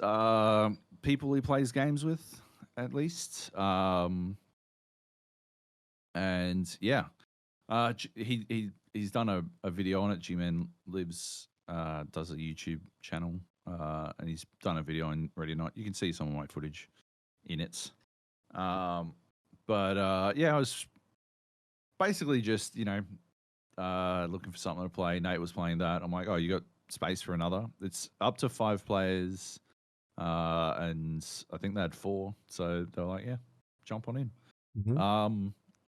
It's a lot of like it's a game that gets even better with 5 people. It's still like, I don't know if we've talked about it already, or we've talked about it. Yeah, we've talked about it. Yeah. But it's a game that gets even better with 5 people. But yeah, the way G-Man and his pals play is just fucking chicken shit stuff. They got these so they got the ballistic shields, and the shields are like the shields in Warzone, in that you're like literally invincible. But nobody has the mobility that they've got in Warzone. So the mobility doesn't exist. So they can't really get around the shields. And the AI will sort of just always laser in on the shields, or the first person they see at least. They just sort of like, they'll like crack open the door a little bit and fucking, there's the trap, and they'll get rid of the trap, and then they'll inch their way through with the shield up in front of them, crouched. And they're like, no, don't, hey, Joabby, don't go through that door. We'll get the shield in. And I'm like, yeah, all right. There's no one in here. Right? Like, I've got the fucking wand. I wander under the door. There's no one in there. I'm just going to fucking boot it open. I didn't see a fucking trap. Kick. And they're like, who's kicking? We're stealth. We're going stealth. And I'm like, we're fucking SWAT, goddammit. We're a goddamn action movie, not a goddamn fucking police thriller. Just let me kick open a fucking door. Fucking blap open the door and fucking start spraying into walls and shit. Yeah. They're like, oh, yes. We're just, like, literally at one point, we were playing one of the levels and I just stopped going with them. Like, all four of them were all clustered up. I think Nate was just sort of, helping, trying to be helpful on video. And these other two dudes are, like, inching forward with their shields. Mm-hmm. And I just abandoned them. I just went down I sort of knew the level that we were on. We were on this docks level. And I knew that it sort of had two entrances to this room. And so they're like fucking inching through and doing this fucking scaredy boy SWAT shit. And I like fucking kick open the door from the other fucking side and throw in my fucking flashbangs and I blap all these cunts. None of them have guns. Well, the funny thing is, they panicked when they heard the gunfire and started shooting, and they shot the hostages. I was blapping the terroristas. So yeah, it was actually, it did result in some unnecessary deaths, but it was fun, which is really all that matters. I finally had fun. No, I was having fun outside of that, but we were just, yeah, it's just one of those games, right? Where you gotta where people have different fucking reads on a situation, and when they have these different reads and they play in different ways, and those different methods don't really marry up, then someone's not going to be having a good time. It just turned out that it was me, but I like them. I still think it's a great game. It definitely needs work. It continues to need work. And G-Man's video, I think, is a little bit rough on the... I mean, Kotaku definitely does seem to have like a fucking... some sort of personal vendetta, like the game fuck their mothers in their place. Or that, I suppose. But yeah, like there's definitely something going on there with this game because they portray it in a much harsher light than what I think is warranted. But at the same time, yeah, there is like the capacity there for it to. There was this this video, this image going around of like 0.1% of like all players of Ready or Not have achieved the handcuff a suspect achievement. And what happened is they introduced the one and only achievement that the game had, just sort of out of nowhere in like a tiny update. And so someone got that achievement and they were basically the first person. They screenshotted it. And it was just a gag, right? Like just lol. But even after like that first weekend, they're up to like 34% of all players had achieved the achievement, right? Had arrested someone, but people were using that screenshot of the achievement rate to push this idea that players were using Ready or Not as some sort of police brutality simulator. And that just isn't the case. Like, it's certainly not as rigid as SWAT was, and I think it could do with some improvement in that area. Like, if someone's holding a gun and you don't tell them to put their hands up before you clap them, you don't get penalized for that. And I know in SWAT 4 you did get penalized if you didn't announce yourself. before, or if you didn't give them a chance to drop their gun. But what you can do if you know the locations of people in Ready or Not, like if you know a bad guy is standing on the other side of a door, you just fucking put some bullets through the fucking door. And if you blap him, then you're A-okay. And the amount of penetration means that you can do the fucking bullet to Tony fucking like shooting through the, like, pull your socks up, Avi, and shoot through the fucking wall. And that actually works. Like, I will just fucking empty into a wall if I think there's bad guys on the other side of it. And they should do something about that, certainly. But at the same time, yeah, it's lopsided in favor of the AI already. They're able to sprint and stuff, and yeah, they need to do, like, there's a lot of work that needs to go into the game. But yeah, still, it's fun, and it's even better with 5 people, which is good. Does it scale in terms of difficulty? Do you know, or no? I don't think it does. Right. I didn't notice, because there were a couple of locations where I have a good idea of how many bad guys will show up in that area already. Like the docks is a good example. There's 2 sections to the docks, right? There's the initial area that you enter, and there's a warehouse where you'll find at most like 2 people. And I have found 2 people there when I was playing on my own, and I found like 1 person in there when we were playing as a 5-stack. I think there was like 2 when we were playing as a 3-stack. So yeah, it doesn't add more enemies or anything like that. I don't think there's any way for it to change up the difficulty.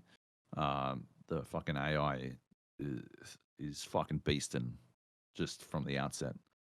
There's a good clip in G-Man's video of an AI like running in and like just fucking John Wick like shooting all 5 of us. Just fucking like runs into the room, and like before any of us can react, he's like bang bang, like fucking aimbot shit. Yeah, we never had a fucking hope. But yeah, like, yeah, I don't. So they can't scale up the challenge there because it's already pretty lethal. But yeah. Anyway. Yeah. All right. Well, we'll keep that on our radar as they keep updating it. Yes. So yeah, Ready or Not, it's in early access on Steam, made by New Zealand studio. It's good fun. It's good fun. Golf with your friends. We've been playing this. No, we haven't. were playing this. We were playing this. Back at the, I don't know, the fucking turn of the year. Yep. Right at the end of the year. Last played it on the 4th. Well, there you go, 2 weeks ago. I went and played real life mini golf. Golf with your friends is a mini golf game at its heart. A bunch of courses. I thought it had like a racing one where it was just the first to get into the hole, but it doesn't, which is a bit of a shame. But it's good fun anyway. Just I don't know why there aren't more mini golf games. It seems like such a no-brainer concept. You just have to shore up your physics system, and then shore up your networking, I suppose, and then yeah, like fucking, that's it. Make balls roll. Construct some interesting levels. And obviously that is the most simplistic way to talk about something that is highly complex, but nevertheless, like, it seems like, yeah, just it's just, why not? But yeah, it's good fun. We had a lot of fun with it. I downloaded a couple of workshop games. We were playing, we got like a custom game setting, so you've got unlimited amount of time to like play a hole. Because we found that like with a shot limit, means that you like the holes aren't going to take forever, but like people were sort of running out of time, just like shooting the shit and talking and stuff, and so we wound up turning the time limit off on a per hole basis. That improved things significantly. We turned on collision, so everyone's balls collide with each other. You can play at the same time and all that kind of stuff, which is, I think, much better. Just winds up in interesting situations. There was a really good one where Grey Squirrel had set himself up for just and he was having a good run, and I think he'd just gotten a hole in one, and he'd set himself up for an implausible eagle, but he was precariously perched on top of this platform, and I just smashed my ball into him, and I think he might have even gone. When you reach the 12-stroke limit on a hole, you get a +2 penalty, and so you get 14 strokes for the hole. And he went from probably 2 on a par 5 to 14. It was brutal, but very funny. So yeah, so that was good. Yeah, it's a well executed version of what seems to me like an idea that should exist a lot more. But for some reason doesn't. I don't know. Yeah, it's good fun. There could be more to it. I believe it got bought out and sort of all like any work on it was like stopped. But I think it's been out for fucking ages, so it's not that big a surprise, is it? Oh no, Yeah. it was released in 2020, so I don't know. Yeah. Anyway, it's worth playing if you've got some friends who are keen to play it. Wasn't expensive. I think it was on sale in the Steam store for like $7, but now it's $21. I would not jump in and grab it for that. It's a bit ridiculous. Yep. Yeah. Okay. Next up, Black Mesa. Black Mesa. Holy shit. I've had this game for fucking ages. I bought it the moment it went, like the moment it was available for sale, but I was following it for longer still. Yep. I remember doing an interview with these dudes back on Game Arena, back when the GA podcasts had an acronym that actually meant something logical. But yeah, decided to jump in. Was just looking for a game to play, and yeah, I don't know why it resurfaced in my mind, but Black Mesa. Hey, I don't know if you know this, but Half-Life was a very good game. Yeah. And Black Mesa, which does make a few changes. This is a Black Mesa is a remake. Sort of yeah. Yeah, a remake of Half-Life in the Half-Life 2 engine. Yeah, a fan made. Yeah, fan made. Spectacular execution. Really, really good. Makes a few changes. I haven't reached Zen yet. Apparently, the majority of the changes are in Zen. But to be honest, my memory of Zen was that you could get rid of the entire thing and the Half-Life would be better for it. It was not a good area outside of the fact that it introduced the ability for jump pads in Half-Life Deathmatch, which is the only thing I liked about Zen. But yeah, so I haven't reached it in Black Mesa yet, but apparently the biggest changes come there. Apparently they're all for the better. So far, really, the changes that I've encountered are very minor things to like level design to sort of just accommodate the engine better, or make a few things clearer like your path a little clearer and stuff like that. But in general, yeah, it's the same and it's fantastic. Yeah, Half-Life, man. Holy shit. They fucking killed it with that game. It's fucking Die Hard. Well, first it's fucking Alien, and then it's fucking Die Hard. Like at first you're fighting these head crab things, and then you're fighting fucking soldiers crawling through vents, blapping cunts out of nowhere, and fucking, you know, heading to the coast, having a good time. Yeah, it's a very, very well made game, and Black Mesa is a great execution of it. I'm having a lot of fun with it. I keep going back to it every couple of days. Just to bust through a little bit more of it. The nostalgia trip is real. Yeah. Yeah. I mean, the cool thing about this game is that not only does it exist, but it's been made by fans of the original game. Yeah. And Valve hasn't fucking shafted them, right? Like, Yeah. it's on sale on Steam, which is insane because it's like, Yeah. any other, like most other developers or publishers would sue these fucks into the ground, right?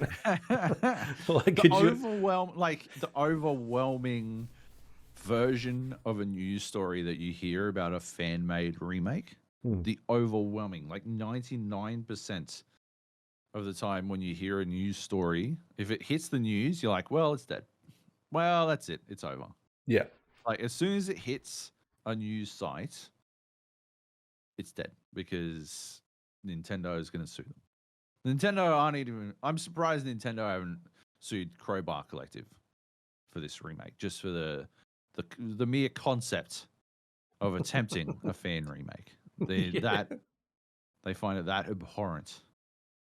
But yeah, Steam's just like, Valve's just like, yeah, fuck yeah, this is awesome. You should fucking... Yeah, thank you so much for doing this, so we don't have to. Yeah, so we don't have to. Yeah. And it wouldn't surprise me if, like, Valve collaborated in some set, like, hey, come and show us the game type thing. We'll give you feedback or something like that. Like, they're just so good with that sort of stuff, like creating like Steam Workshop and tools for people to go in and create their own things, and they're more than happy to let them do that and sell the product. And because I think at the end of the day, like, we wouldn't have all of these games, right? Like, we wouldn't have Counter-Strike and Dota and, like, all this stuff that come... Like, a lot of the games that we grew up with were modded games that have been influenced by the games that we play today. And so, like, could you imagine if Valve was like, you can't make that? Yeah. We're not going to let you do that. I mean, it'd be like Battlefield banning all mods, despite the fact that without Desert Combat, we wouldn't have Battlefield 2.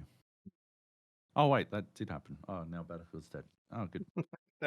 Yeah. All right, yeah, so that's cool. That's it's available on Steam. It's yeah, do you know if there's like a modding community for that as well, like co-op and that sort of thing? Great question. I do not know. Yeah, that'd be cool. That would be cool. There's no workshop, unfortunately. Oh, there is a workshop. Hold up. There is a workshop. But I think it's... Could be other stuff. Model swaps and stuff. Yeah. Yeah, you can be we're gonna swap the face model with Bryan Cranston. That's Gordon. Even though you can't see your face. You can. Isn't there one section where you can see your face, I guess? Like in the mirror at the start, right? Yeah. And I think at the end, right? When you go in the hibernation, maybe? Yeah. Can't remember. All right, well, hey, talking about Valve, we've got Dota 2 on the list, and I didn't put it there. Because you're not allowed to. Even though you wouldn't play it with me, I played Dota 2. I was on a bit of a Valve kick, and I'd heard about this thing called Aghanim's Labyrinth, which was a roguelite, like a 4-player co-op dungeon crawler. It's more of a dungeon crawler than a roguelite, but or a roguelike, whatever the fuck. But yeah, I'm like, oh yeah, I'll check that out. That sounds cool. Yeah, I'm awful at Dota. Like, as bad as you might think I could be at Dota, I'm so much worse. So much worse than you think I could be at Dota. I'm fucking awful at Dota. But the problem I have is that I have no idea what I'm doing poorly, so I don't know how to fix it. So it's disconcerting. I think if I could have played with someone who knew how to play Dota, then I might have stuck on Aghalim's Labyrinth for a bit longer. But as it was, I was playing with just randos, and I just felt so bad. I felt so bad that I was like shitting up their game. It's so Aghalim's Labyrinth. Like I said, it's a dungeon crawler, 4-player dungeon crawler based on the Dota. I know Dota basics. You've got a handful of the heroes, not all of them, that you can take into the labyrinth, and Aghanim sort of gives them these bonuses as they go through the labyrinth that'll sort of power up their abilities. And yeah, it seems to play similarly to Dota, but it's not the same by any means. I know that Dota players have struggled with the labyrinth, but they haven't struggled like I have. Like, yeah, because I know that, like, I think at some fundamental level, like you're doing a lot of Dota related things. Your like positioning is important, and the way you move around the map is important, and like it might be constructed where you're facing off against AI, and the boss fights, I think they're really well constructed boss fights. Like it's done in dungeon crawler manner, where there's a bit of telegraphing, and there's some learning to learning the move sets and stuff like that. And yeah, so but at the same time, yeah, you're attacking when you think you're able to, and you're attacking using these Dota moves. I think my best game was playing as Juggernaut. He's the dude who does spinning, right? Spin to win. Yeah. And yeah, I played as him, and I thought I had a pretty good build going, where I was like, Aghanim gives you these power ups at the end of every fucking level, where you can choose between 3 things, and it was like, oh, you can choose to level up some fucking ability. I don't know. He's got spin to win, and he's got like his fucking 1,000 slashes, right? Yeah. And I chose to upgrade my spin to win. And I had it at this point where, like, the upgrades I had, I think what was going on was, like, every time I hit something, I'd lower the cooldown on whatever had the highest cooldown. Okay. And also, I was able to spin for fucking ages and ages. And I think he doesn't take damage while he's spinning, or he doesn't take damage while he's doing his 1,000 slashes or something. But I was able to fucking, like, emergency pop. Yeah, 1,000 slashes, right? I was able to emergency pop the slashy thing whenever I was in danger. Mm-hmm. And I'd be able to get out of it, and I was spinning for ages, and that would reduce the cooldown on my slashes, because every hit would reduce it a bit more, and like all this shit. So I had this really good system going down, and I felt like I was really clever with that shit, but I also had to buy fucking items, which is a portion of Dota that I've never got my fucking head around. And so I didn't know what I was supposed to do there, and I was sort of just buying whatever it said was mid to late game in the fucking thing, because that's how much money I had. I don't really know if I was supposed to be doing that. And then, yeah, I don't know. And then, like, we got all the way through to the final boss, but we died on it. And afterwards, I thought I'd done really well. And afterwards, I had contribute about a third of the damage of everyone else playing. And I just have no idea. Have no idea how I did that. I had my little totem up, and so I was healing myself and other people, and like, so I can't analyze what I was doing to determine what I could do better, because I could not fucking work out what I'd done poorly. Like, it seemed like I was doing well, but everyone else was doing way more. Maybe they just played a lot more. Like, they definitely, like, I know that positioning wise, I was not in the right places for fights a lot of the time, and they were sort of like always moving forwards towards where the next thing was, and this was like my second attempt, so I didn't really know where the fuck I was going. But yeah, I don't know, man. It was just weird, but it was fun, right? Like, I think if the reason I stopped playing was because I don't like being shit. I don't like being the shittest player in a group. Luke's like fucking overwhelmed with fucking roast opportunities right now. He's like, oh my god, no, there's too many. There's too many things for me to say. I've got so many things I want to say. He's presented me with such an opportunity. Fucking anyway. I don't like being the shittest player in a fucking group, and I was by such a wide gulf that I felt like there was not really anything I could do independently to overcome that fucking divide, and I don't know what I'm supposed to like. So I'm like, well, yeah, I was having fun, but I'm probably not going to continue as a result. So yeah, that's basically it. What's is there any like persistence? You getting rewards or anything like leveling up characters each time you run in? Games? No, I don't think so. It didn't seem to. It's just on a run by run basis. I think you do unlock some battle pass shit, but I didn't buy the battle pass, so I don't really pay any attention to that stuff. Yeah. Yeah. Yeah. All right. Fair enough. And this is a Valve thing as well, right? It's not a. Yeah, it is. Yeah, it's part of the battle pass and stuff. Right. And yeah, I think the execution's pretty good. Like, I think they've done a good job with it. Hmm. So yeah, I don't know how long it continues for. It was hard to like. I googled it because I was like, maybe I'll just fucking have a look. I said the name of a popular search engine, so my phone wigged out. Anyway, I had a search on the internet, but it seemed like it brought up things from like 2 years ago and shit. So I don't know. I was out of ideas. Yeah. Yeah. All right. Cool. That's sounds interesting. Maybe I don't know. Maybe jump in at some stage. Check it out. I mean, I played a little bit of Dota Underlords last couple of days. Yeah. Yeah. Again, like listening to some podcasts. Game of the year sort of stuff. Other 12 people still playing it. There's people still playing though. I didn't have any problems getting games going.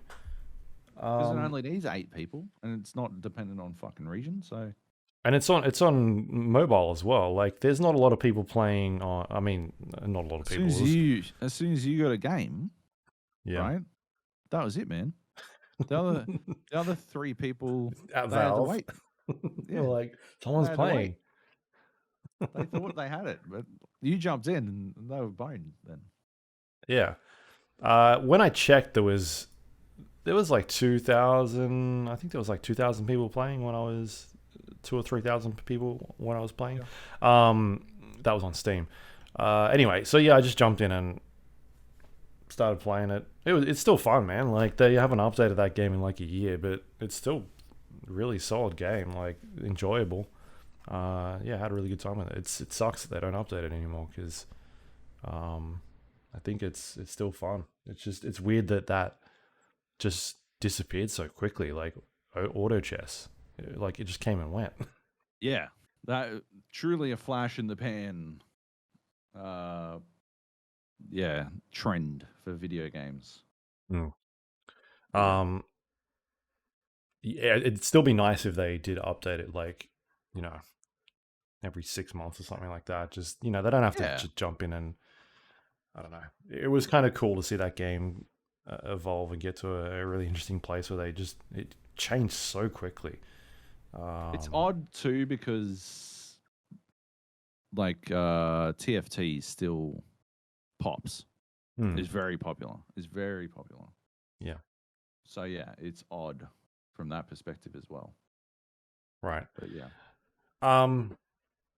Anyway, yeah, let's keep going here. Speaking about games you're not very good at, PUBG. You line this one up. We jumped back into this. It went free to play this week.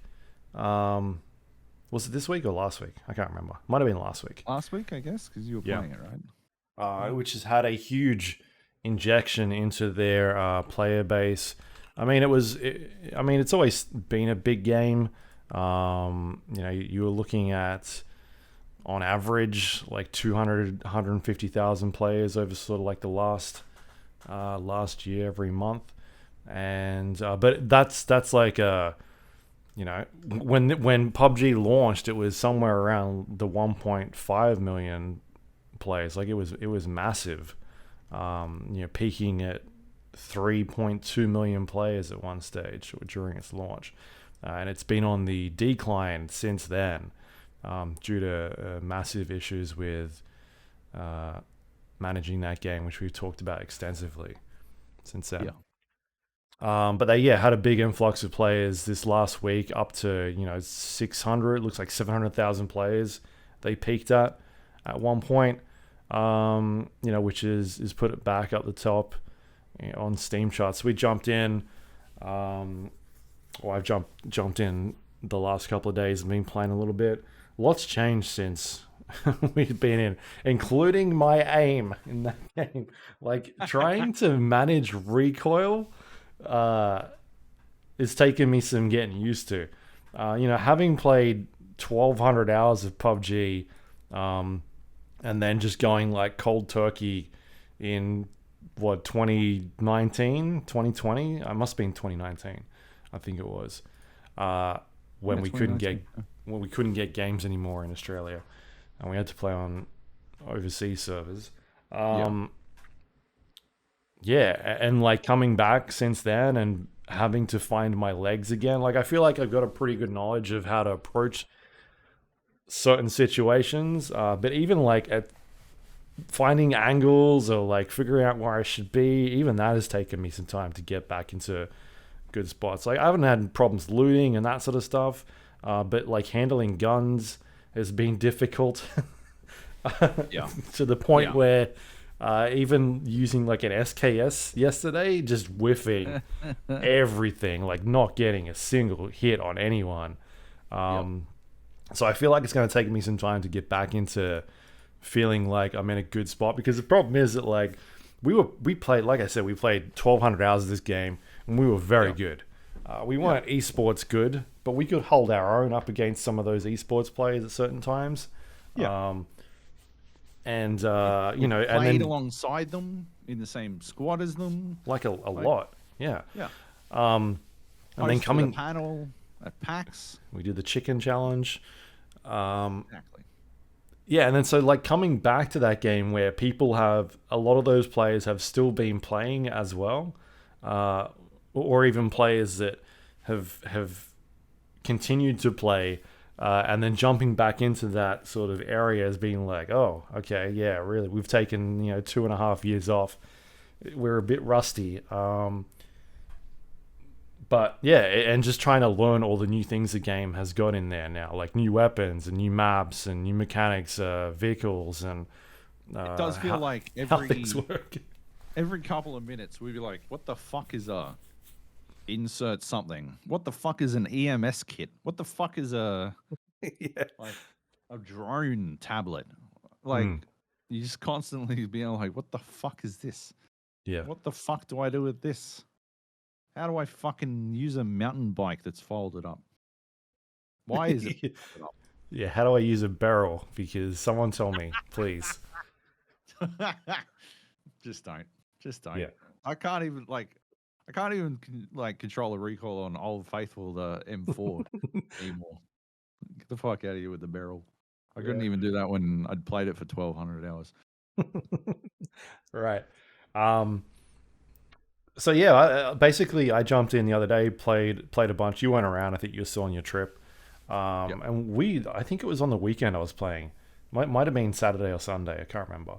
Um, but oh yeah, we jumped in for like 6 hours or something. Just played and played and played. And games are popping constantly, like every 20, 30 seconds. Like back in the old days, remember when you fired up PUBG and you'd be like, I want to play a game. And you Yep. press the button and it'd fucking work. It was Yeah, like that. yeah. Which, when I first jumped in, took like 2 minutes to find a game. And I was like, oh, dead game. It's already dead. Oh, I missed the week where it was back. And it's dead again. Yeah. But if you play at peak times, it's actually popping. It's Yeah. pretty cool. It's back Yeah. at third. They're doing the thing where they're limiting in certain areas certain regions have certain rule sets that they're going by. So OCE has OCE has duos, squads, and solo squads. Where you're not Right. paired with anybody, right? So there's no solo anymore. If you want to play solo, you've got to go third-person perspective and play that.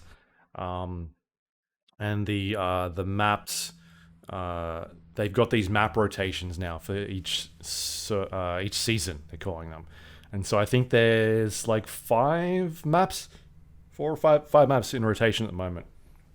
There's Erangel, which is El Clasico. There's Miramar. Sandhawk, which is Joab's favorite map. There's Vikendi, and do you really want me to revisit why Sandhawk's trash? Because I can. I mean, I've got it fucking. It's in my pockets, ready to go at all times, man. It's a fucking garbage map. Everyone knows it's a garbage map, right? There's fucking no cover, right? Except for this visual noise of grass everywhere, right? It's non-stop fucking hills. So if you aren't on the crest of a fucking hill, able to go over the other side of the fucking hill, right, you're fucked, right? Which is ridiculous. Absolutely ridiculous. Because they literally demonstrated that they knew how to not run into that problem when they made Miramar, right, which doesn't have grass, like visual noise cover. It has actual hard cover because of the fucking undulating dirt. Exactly. But they didn't even fucking do that in Sandhawk. It's these flat fucking hills, and all you've got is trees and rocks, which is fuck all cover. And yeah, the map's the size of a fucking postage stamp. So even if you do manage to fucking not wind up on the wrong side of a fucking hill, 10 other cunts are on the same fucking hill as you, waiting to fucking jump you. It's ridiculous. Yeah, at least it's a quicker turnaround on those maps.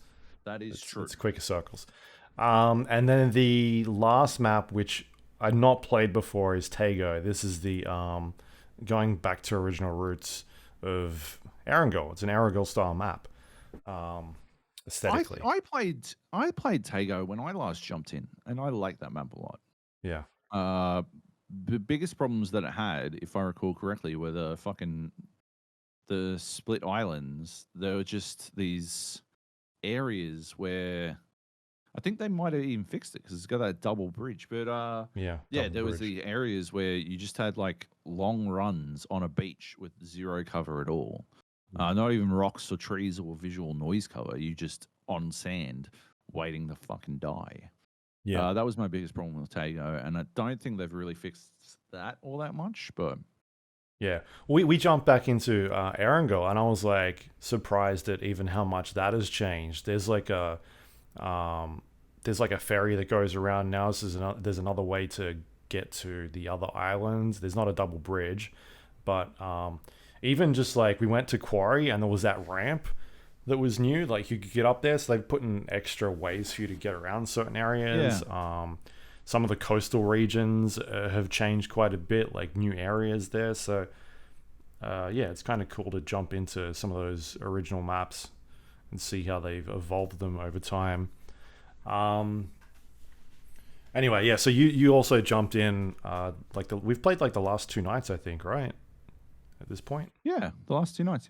Yeah, with a crew, either in squads, or last night we were playing duos with like 4 different teams rolling. Um, how, yeah, there's some really like. So you weren't actually there, but we had one fight. We were playing in Sandhawk, and we landed in a location and started fighting another team. Well, the two teams there. We knocked out one team, and the zone started coming in, and we had the emergency pickup tool, and it's basically the thing that Batman uses in like the Yeah. Dark Knight when is he in Tokyo at that point, or I can't Hong remember Kong? where he is. Is he in Hong Kong? I think Um, so. yeah, and he like basically shoots like a parachute out the back, and it goes up into the sky, and a plane comes and like takes him away, sweeps him off. It like grabs the rope, and off he goes. And they've basically got that system in the game where you put this pack down, it shoots a bunch of parachute, like a big parachute in the sky, and the pickup plane comes along. It grabs that rope, and anybody attached to those lines gets yanked up into the sky. And it's like a new redeploy system where you're able to get out of that situation and redeploy somewhere. And so we're in this fight, and this zone is coming in, and like Drew pops this thing down, and we're like attached to this line, trying to hold our angles while in the middle of a fight. This like Molotov comes over the top of the house, like lands near us, and I don't think they realized what was going on, but they start pushing us, and then we get yanked into the sky, and off we go, and they're like shooting at us as we're flying off, and it's just like those cool moments, that type of thing, where you're like, I'm like, when Job sees this shit, he's gonna lose his mind because it's like such a cool system that they put in there.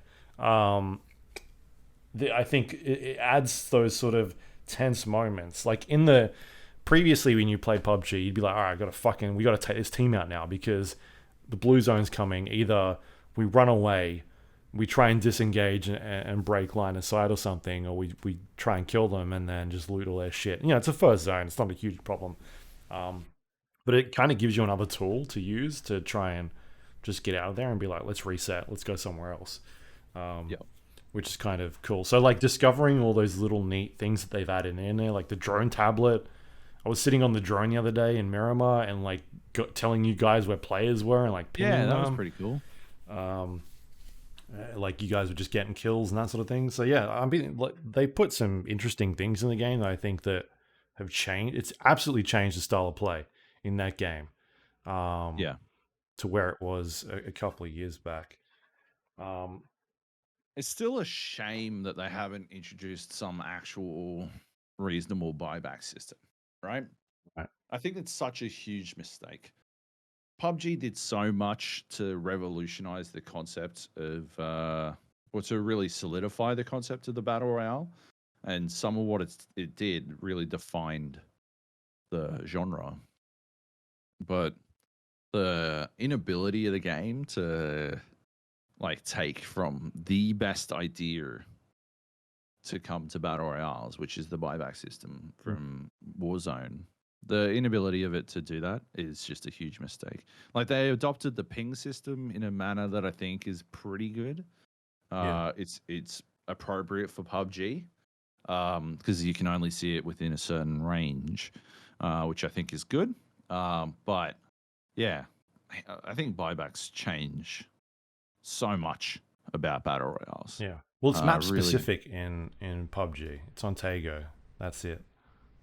yeah, but even like I recall from when I first played Tago, the execution of it was trash, like absolute garbage.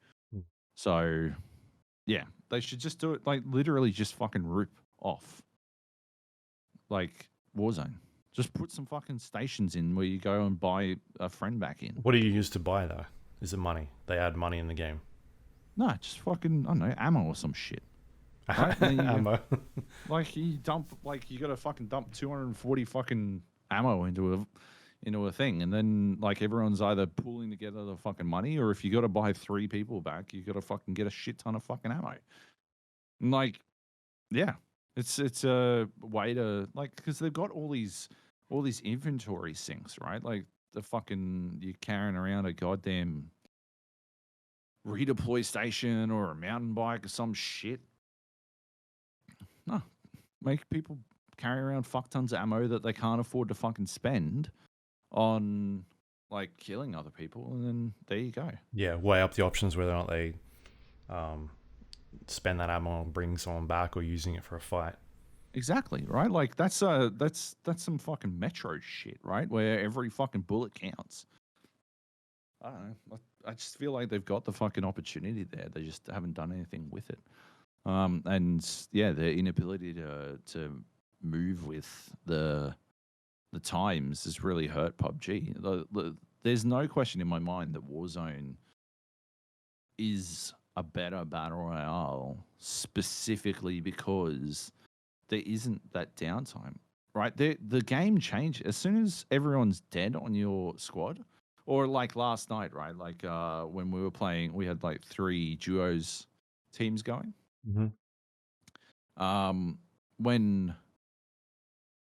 When Kleb was the only one left alive, and he was like, "Well, I'm just going to go chase this fight." I'm like, "No, don't go fucking do that, right?"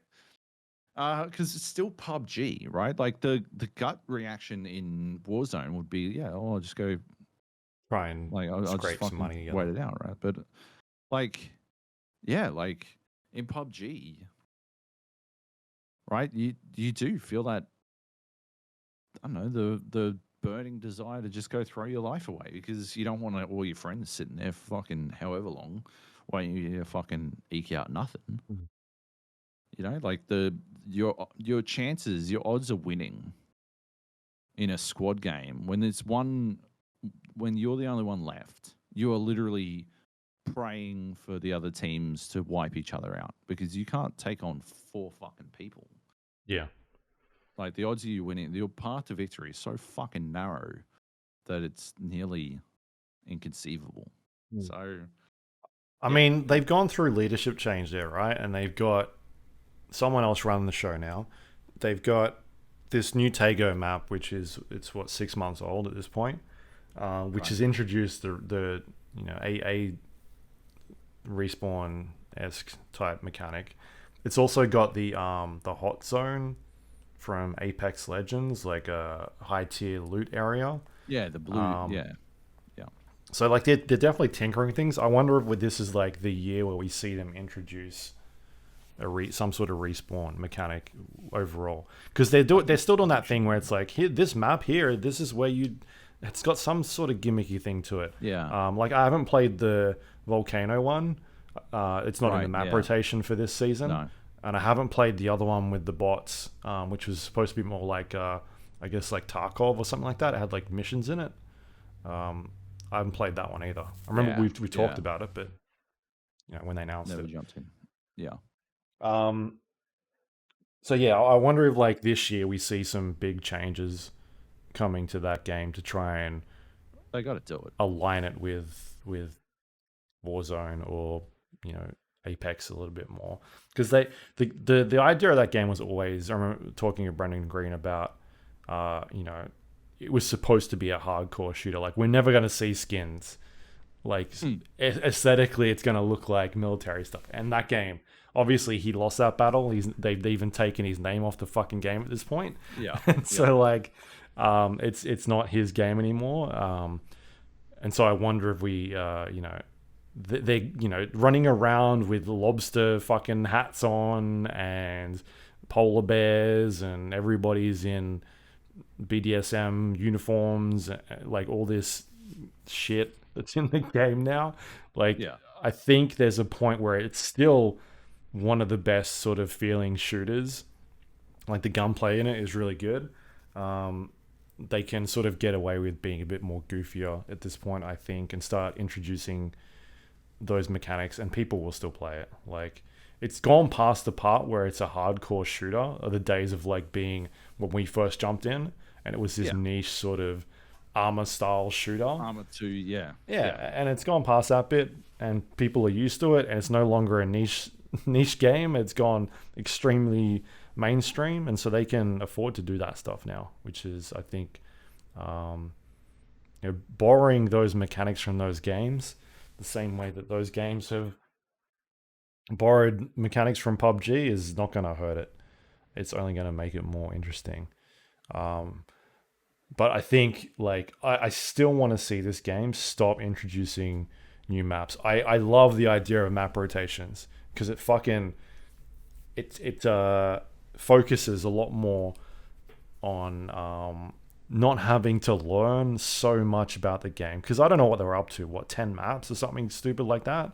Yeah. They were rolling them out so quickly, and like trying to learn all that stuff, where the weapons are and what maps have what weapons, and it's just a nightmare. And like just trying to learn specific even mechanics on each map can be a nightmare.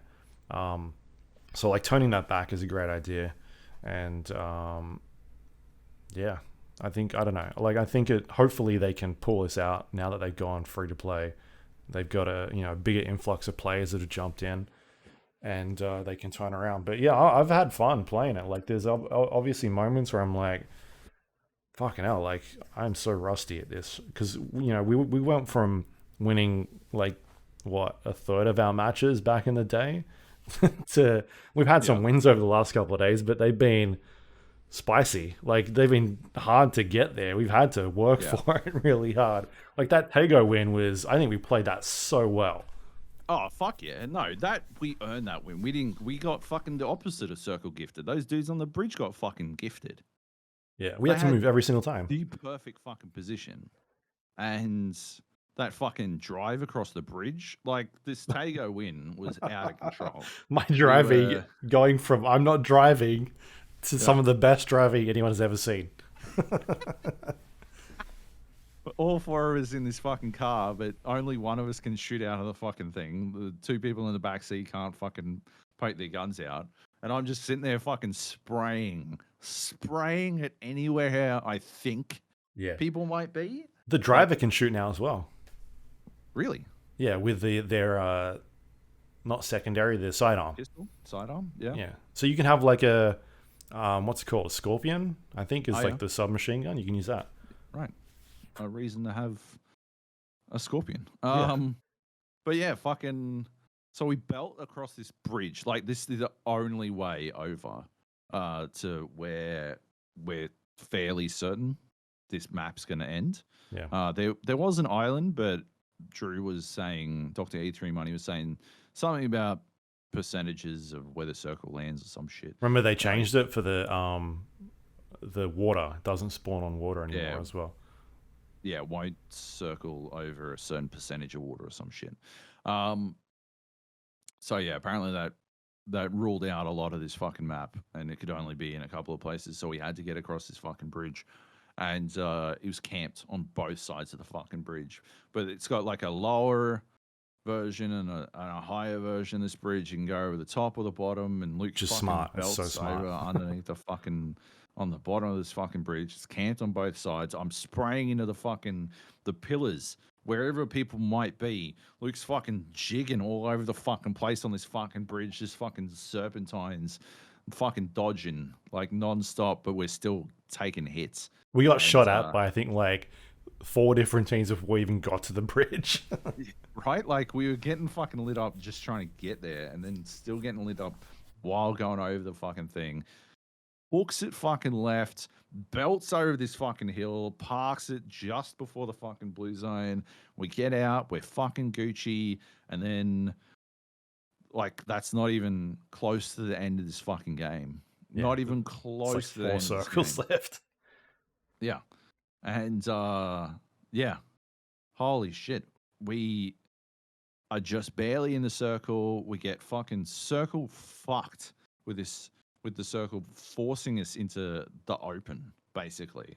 I get fucking cut down by some dude on the mad flank, although I guess he was a solo. Yeah. And he just opportunity. He might have just been hiding in a shit. bush inside. Like, see if I can get a fucking kill on this guy, and maybe I'll get the rest of them. Or I don't know what the fuck he was thinking.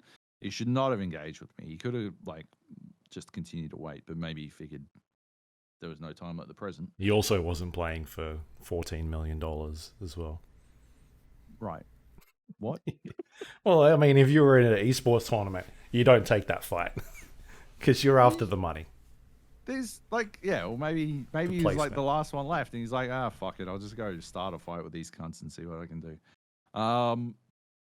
But yeah, like, and then we push on down. Like, I'm pinging fucking smokes all over the place. I've got no chest left. I've got like three points of chest left. No helmets. I'm out of fucking. I'm down to bandages and a single fucking energy drink. I don't know how the rest of you guys are going, but I assume it's not that well. My helmet's fucked because it got. I think the only thing they hit while I was driving in that car was my helmet, and I luckily had a level 3 helmet. It got hit like 4 times, I think. I don't know. It was nuts. We just fucking roll on in, under cover of like too many smokes. We get the only bit of luck we get in this entire fucking game is that I think there's 3 teams left, and the other team attacks. There was one team that got pure circle gifted. They were on the fucking edge of this bridge, and the circle was ending on the bridge. On their side, yeah. On where they were. And they had us lined up. They had been pinging us like the fucking entire time. And they got jumped. They got run on by the only other team as we had to push out. Yeah. Pure luck. A bad move, really, from the other team, unquestionably, right? Because they had circle position. They were underneath the bridge, and I think it was going to end. I think they wanted to take the top of the bridge because you've got more opportunities, but they had circle position. They didn't need to push that second team, but they did it anyway, and it was at the perfect time because we managed to close in on the bridge. And we just fucking spread out from there. You guys were engaging them from the edge of the bridge. We're pinging them fucking nades and stuff, like constantly. And then I managed to loop all the way around them. And we sort of just jumped the last guy alive right at the very last. Down he goes. Bingo bango. We win. Yay. Which is pretty good. We're going to have first chicken dinner coming back. I got a chicken dinner in the very next game. Mm-hmm. We were on Vikendi. Snow map. We got trapped in this fucking church for fucking ages. We started on one side of the map. We took that fucking emergency pickup and yeeted ourselves over to the other side of the fucking map, which was fucking fantastic. We got trapped in this church trying to run into the town that we were at. I can't remember what it's called. And we got run up on by like fucking, I think it was 3 teams in the end, but Zio got this fucking crazy flank, murdered like an entire fucking squad. Then the second team coming in, they got jumped on by a third party, or they were getting sniped by someone or something. And we managed to fight them all off.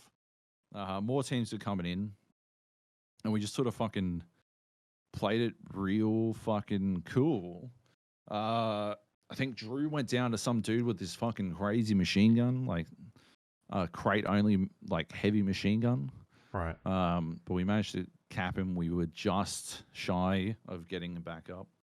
And then, like the further this, like the longer this fucking map went, the fucking harder shit got. Because we just kept getting into worse and worse positions. Yeah. Like less and less real cover, and it seemed like everyone else had decent cover, but they were just playing like garbage. I don't know. Like we just got kind of lucky, really. Like this one team had like this position on a hill, watching over us, for fucking ages, and then they just whiffed it. They just either they never worked out where the fuck we were, or like never worked out. Well, they've also come back after a 2-year break and just can't. Yeah, or that too. Yeah. And so we just wound up in a situation where we had most of the circle to do whatever the fuck we wanted, and it was a very open circle. Like it was like the entire vibe of it flipped. Like we went from fucked because of how open this circle was to suddenly it's just us and like one team, and they had to run into this fucked circle that was wide open because we'd managed to take the circle position. We won it. It was very good.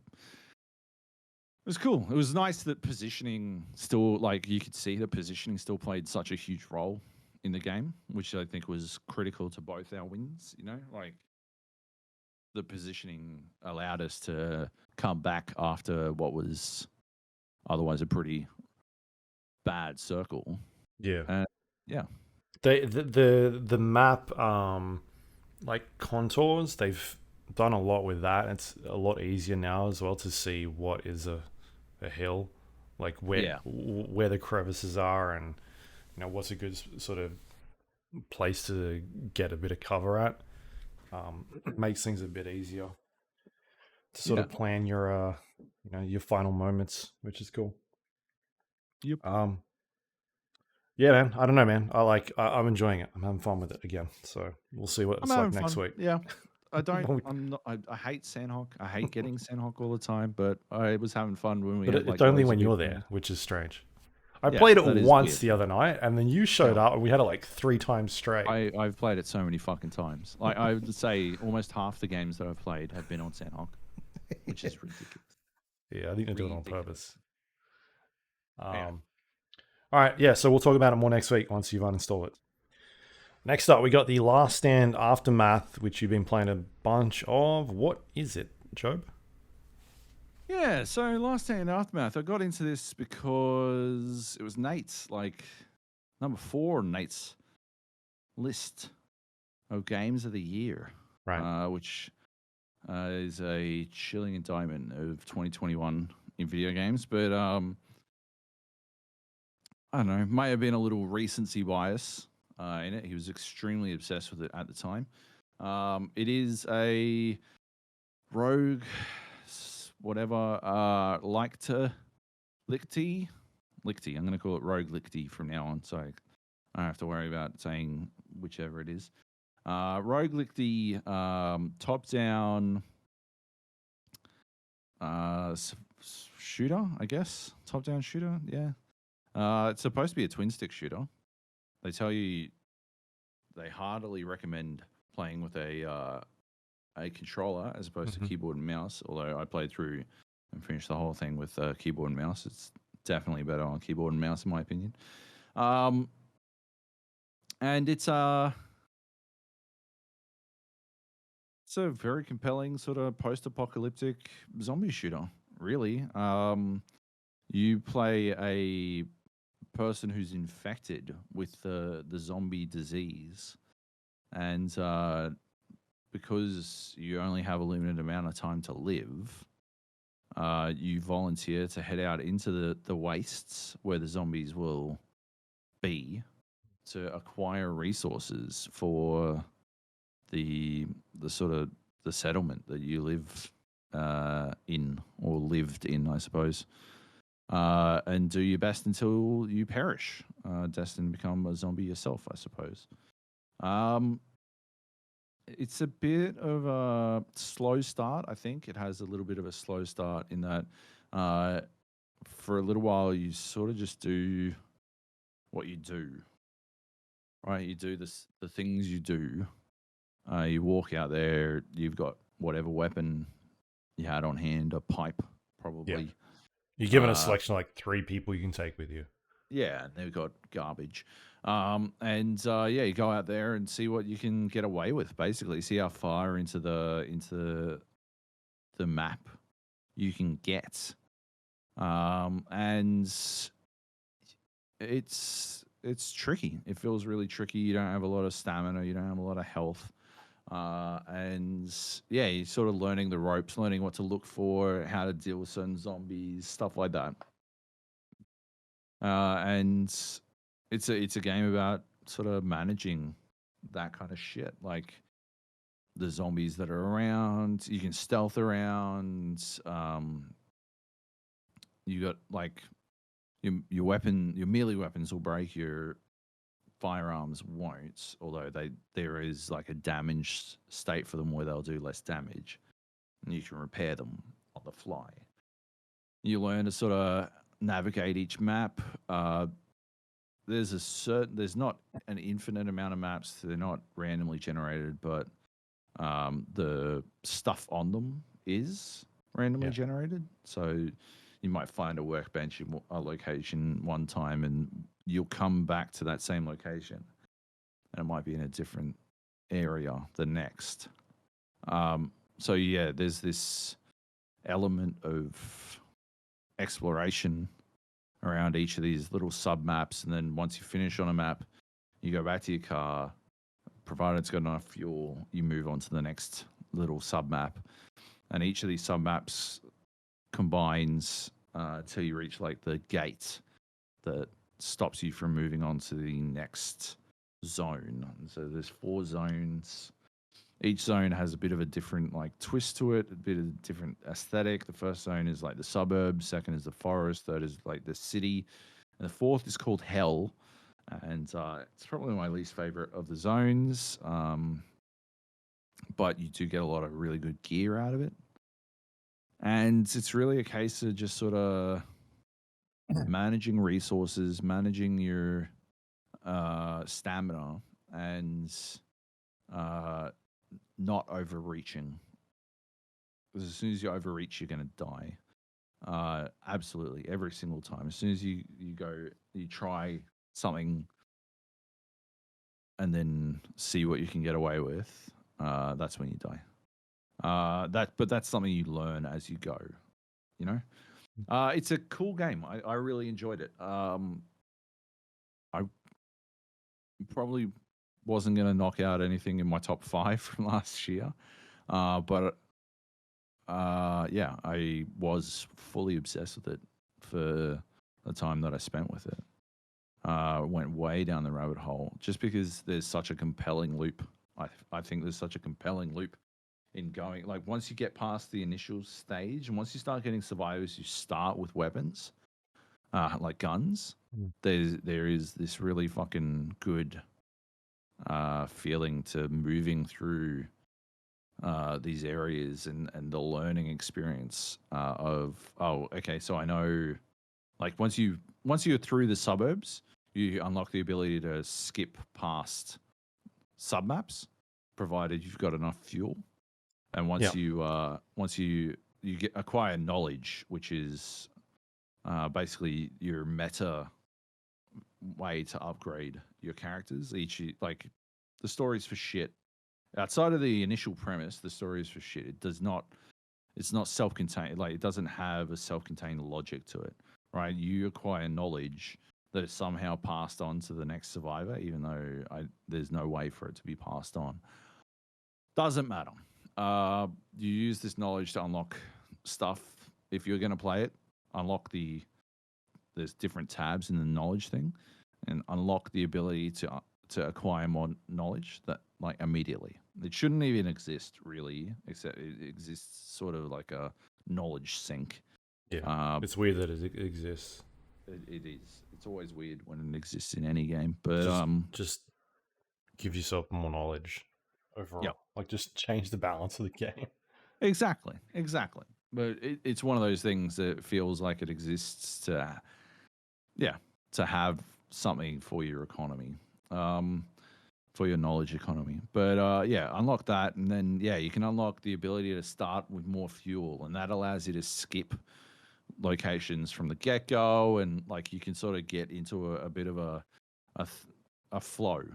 And by the time you're at Hell or at Endgame even, what you're doing is basically just skipping giant chunks of the fucking game because there's no reason to do it. When you're first starting off, you explore fucking everything. Yeah. But once you've unlocked everything in the knowledge tree, there's not a lot of reason to do that. A lot of the better gear only exists past the fucking woods or mountain area, whatever it's fucking called. So there's no reason to spend any time in those areas except to get the fuel you require to move on. And that itself actually winds up being a pretty compelling loop because it encourages or it results in the sort of overconfidence that leads to you overreaching, right? Which is like a reinforcement of a lesson that you've learned a couple of times. As long as you don't overreach, you shouldn't fucking die. There are a couple of reasons you will die beyond that.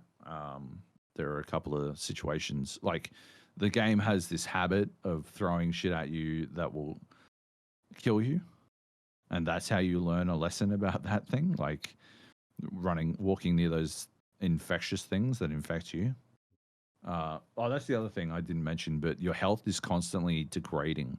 Yeah. Unless you have these antiviral things, and you'll often wind up in situations where you're definitely going to die. Like, you know that this run has 0% chance of success because you can't make it any further. But it's a compelling mechanic all the same, because it's almost freeing in the sense that, like, then you know that you can try some shit.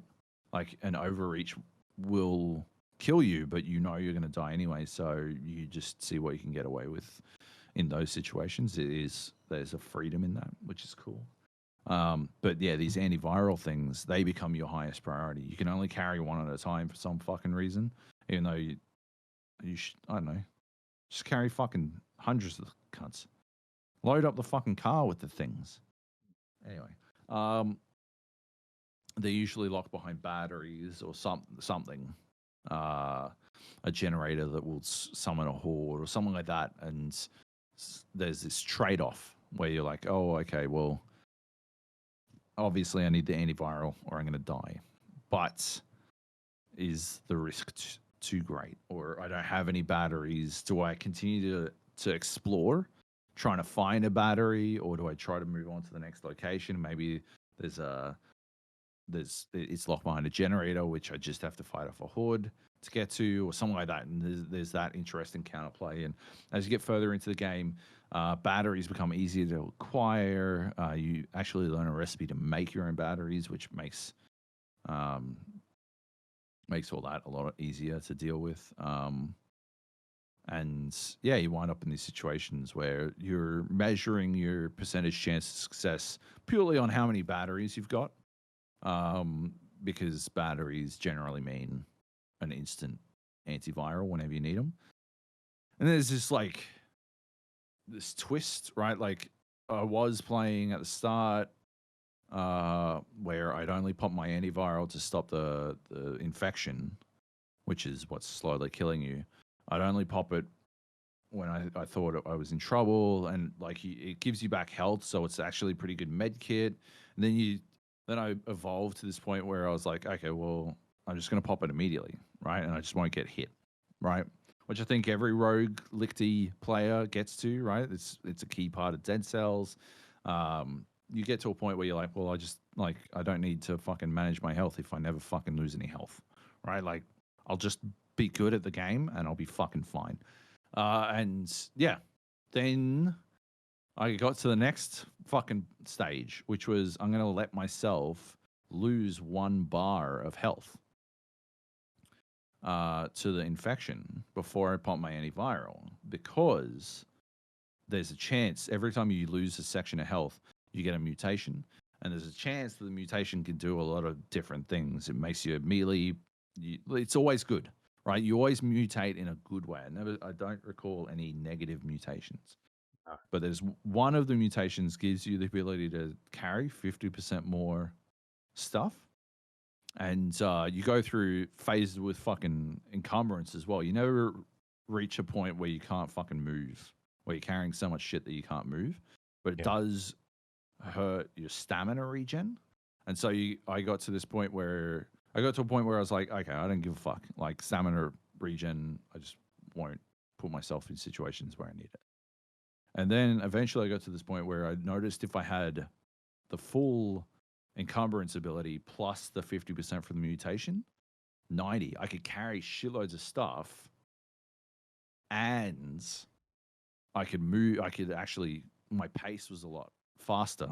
Mm-hmm. I was able to move through zones a lot more because my stamina regen was that much faster because I was under the encumbrance level. So I would actually allow myself to mutate once to see if I could get this 50% bonus to encumbrance, and then use that to fucking move through the fucking game world with a little bit more alacrity, while still carrying a shitload of stuff. And then I'd just pop antivirals whenever I had to, like, or whenever they were available, as soon as they were available, because it was a little bit different at that point. I just wanted stamina regen, really. Nate, I know, still plays it. He sent me screenshots of like something he's discovered. He's like, oh yeah, I've worked out how to build this. Look at this fucking crazy fucking what was it? Like a fucking, it was like a hammer, like a war hammer, but you make it yourself, and it's got like 80. You can use it 80 fucking times before it breaks, which is huge, and the amount of damage it does outweighs everything. Everything. It's fucking crazy. But all I could see was that he was at 258 of 60 carry. Like he was more than 4 times over his carry limit, and he just didn't give a shit. Like he doesn't care. He's got his own system, right, for managing his stamina, and it works for him. So why would you change it? I got my one, and it's just a interesting way that people play the same game, you know. Yeah. I didn't build melee weapons at all, really, because I found I could punch fine. Like you can stun lock a lot of shit by just punching, and just stomp their head in when they fall on the ground. Yeah, exactly, right. Like you stun them down, and then you finish them. As long as you're not overwhelmed with numbers, then you're fine. But yeah, it's a very compelling game because I think the gameplay loop is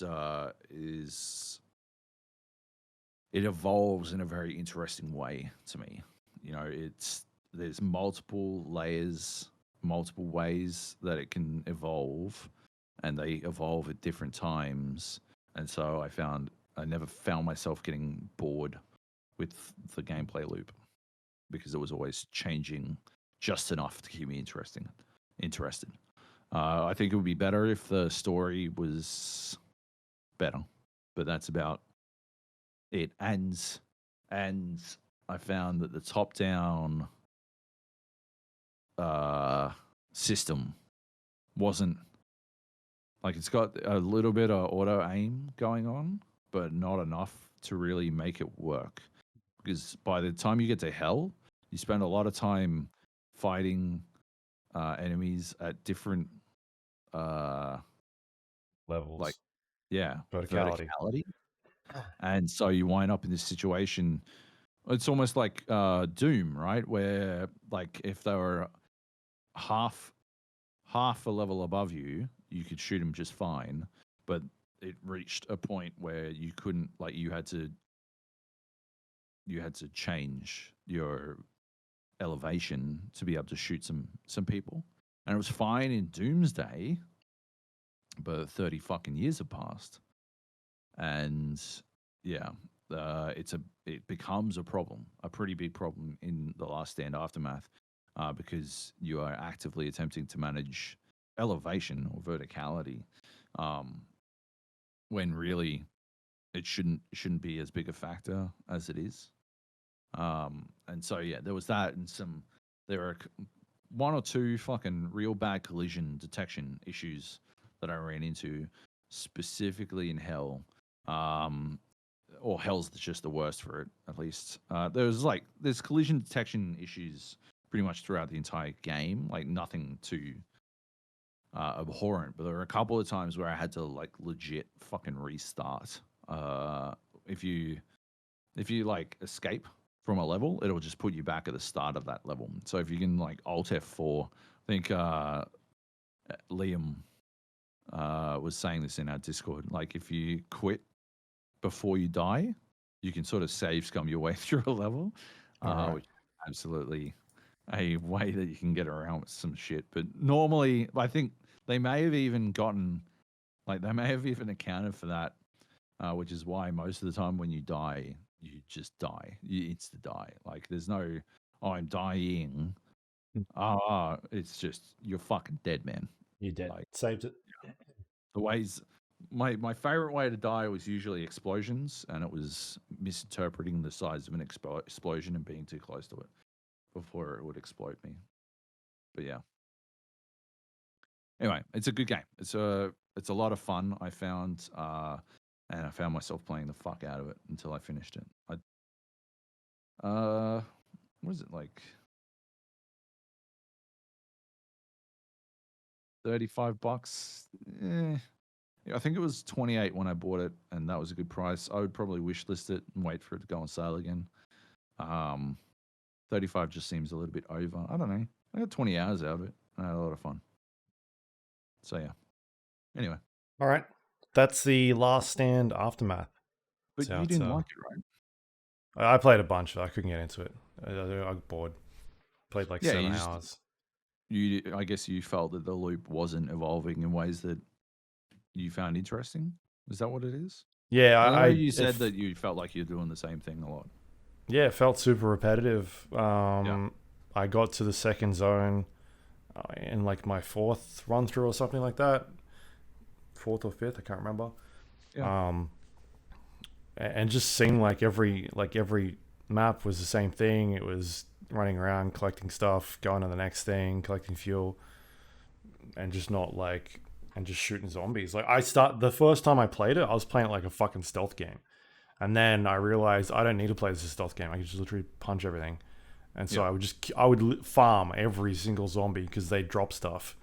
And so I wasn't having a hard time with the combat. Most of the time when I died, it was because one of those bloater things would get me, or and that would wipe out half of my health, or I would just run out of time because I was just playing for like hour and 40 minutes on one run and just working my way through.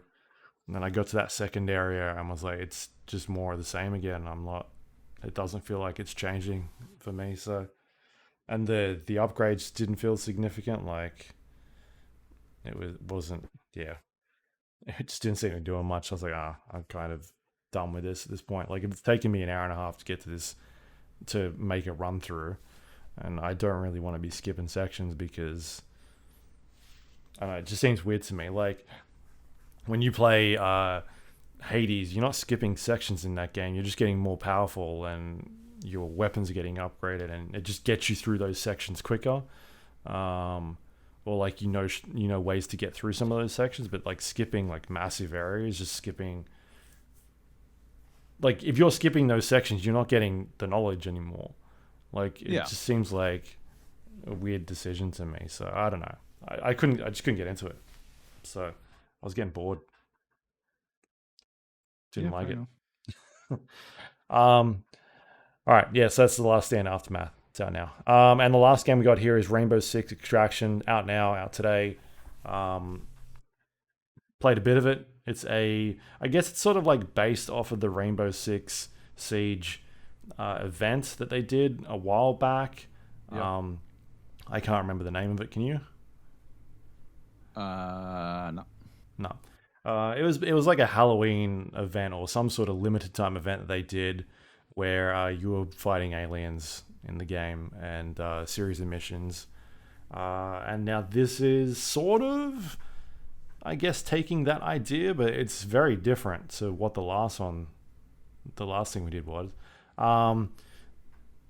But at the same time, it takes that Rainbow Six element and really hammers it home. Like we've seen games in the past where they've brought out like this Ghost Recon game that got announced recently, and people were very upset about it, like being not a Ghost Recon game. Whereas I feel like this Rainbow Six definitely takes that name and runs with it because it's like a stealth game, or they build it up to be a stealth game.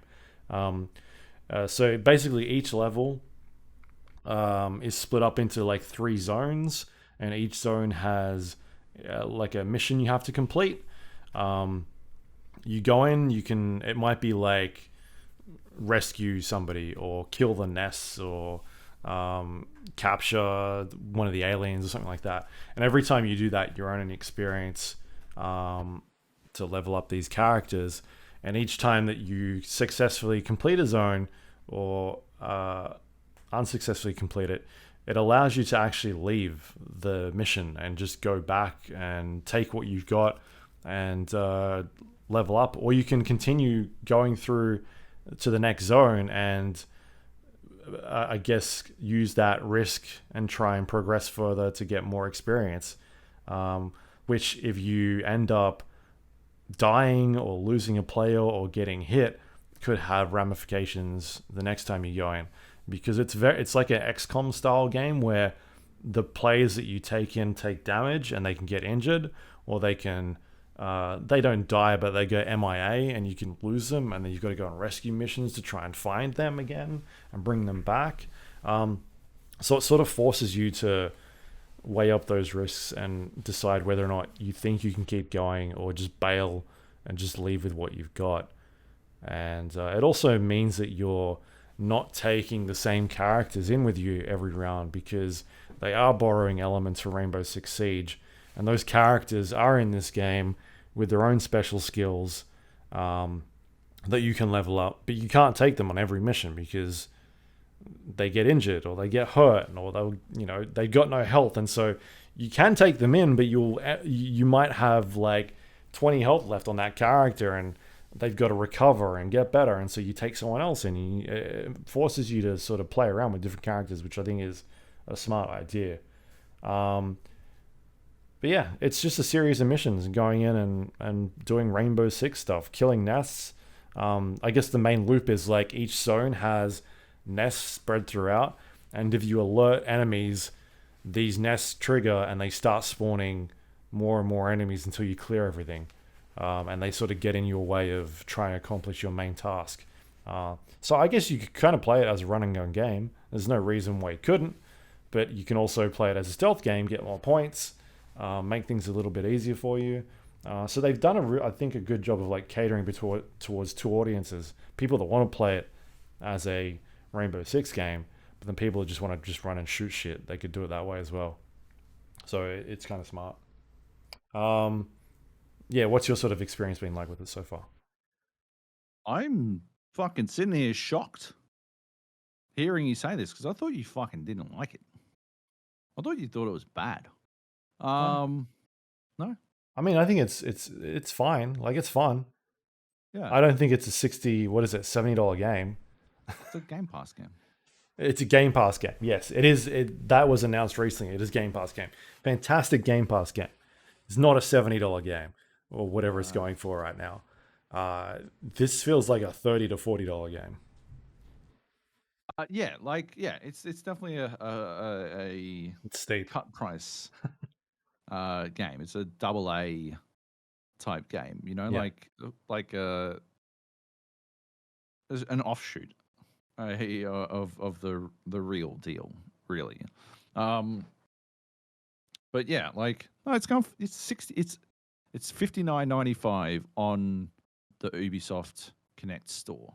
Okay. So it's not a full price game. So at least there's that.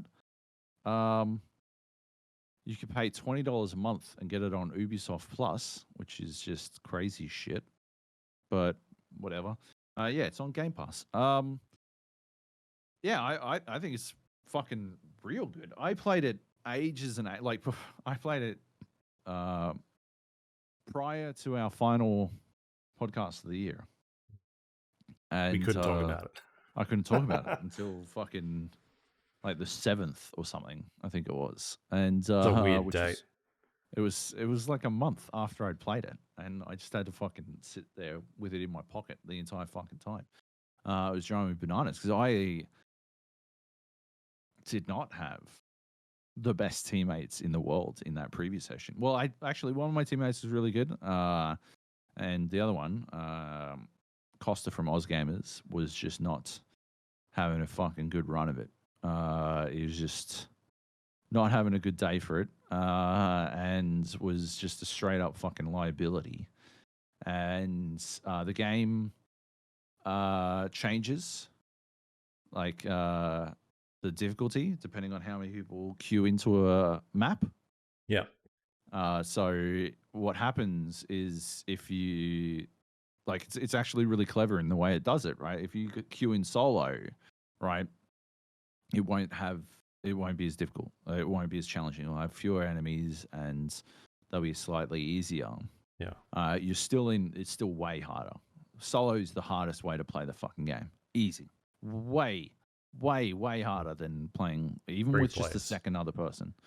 Like, but yeah, if you go in with 3 people and one of them dies, you're still playing at a 3-person difficulty, which is really clever because it means that your best option generally is to get the fuck out, right? Because you can extract at any time mid-mission, provided you can make it to the extraction area. And you got to fucking weigh up. You got to balance your fucking situation against the challenge ahead of you, right? And there were times when playing with Costa, who was just not having a good day, where I was like, maybe we just continue, right? Because I honestly thought that it would be less of a liability knowing he was already dead than trying to keep him alive and complete the mission at the same fucking time. It was out of control. But I still had a fucking real good time. That was telling to me, right? And what made it work was exactly what you're saying. That ability to balance stealth and going hyper loud. It's not Rainbow Six, but it felt Rainbow Sixy. Like you were fucking sneaking around. You're taking out enemies on the fucking sly. You drone in. You mark them up, and then you pop them through the fucking wall. All it requires is you knowing where their fucking weak spots are. And I think there's a cleverness to that with every fucking enemy having different weak spots and stuff. Means there's a learning curve there. That I think really works. And yeah, you sort of eke your way through these levels and you can do you can go all out and you can clear an entire fucking map and then plant the fucking the spikes. The spikes is the worst, in my opinion. The spikes is the worst of the fucking missions that you can be forced to do. Just because it's like a 90-second countdown and takes so long compared to everything else. And there is, in my opinion, there's a bit of the efficiency element where you get to a point where once you know all these maps, and there are fucking tons of maps. There's like something like 26 map subsections that you can wind up on.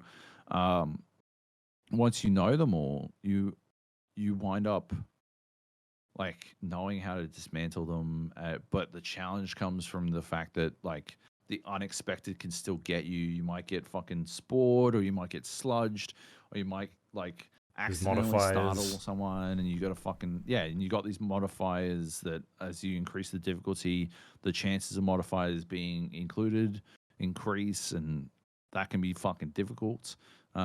We had one modifier where everyone was fucking invisible, and it made one of the levels basically impossible because you had to it was the nests. You had to like tag the nests, but as soon as anyone's alerted, the nests are alerted, and we couldn't work out how to get them to be unalerted again. I don't think smoke works on nests, and so once the nests are alerted, that's it.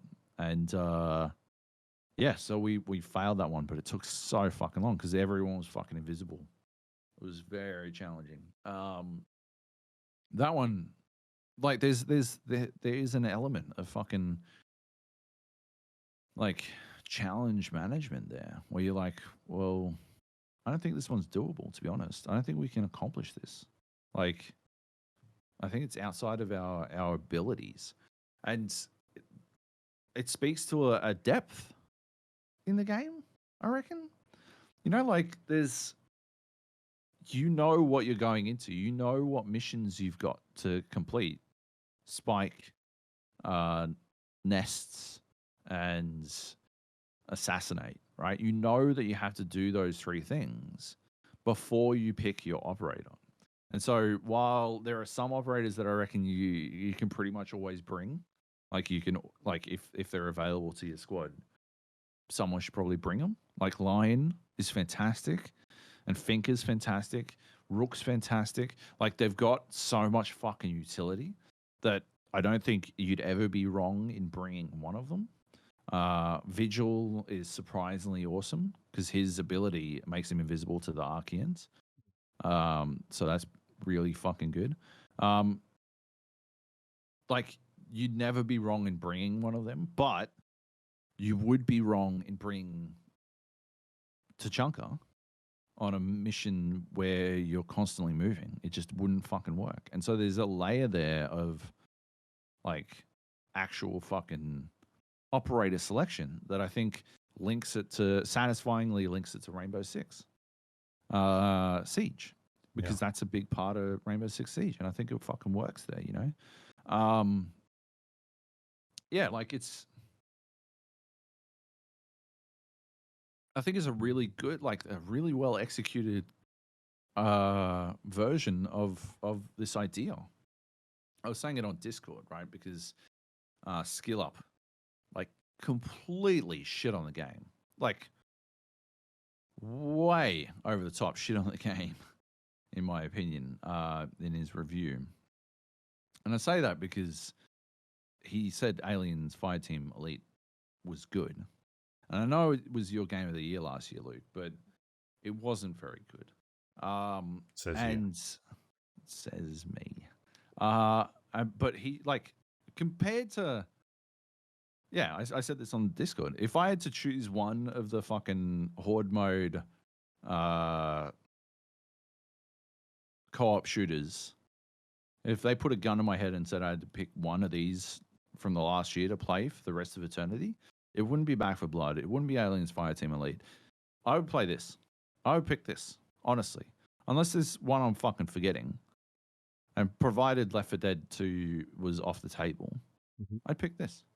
Yeah. Because I feel like it's got the fucking guts, the Maelstrom protocol. Got a good shooting. Yeah, it's got good shooting. The biggest problem the game has is that the XP is way overtuned. It takes way too long to earn the required XP to unlock the best part of the game, which is Maelstrom Protocol, which is 9 of these submissions linked back to back to back. Each one has a different mutation.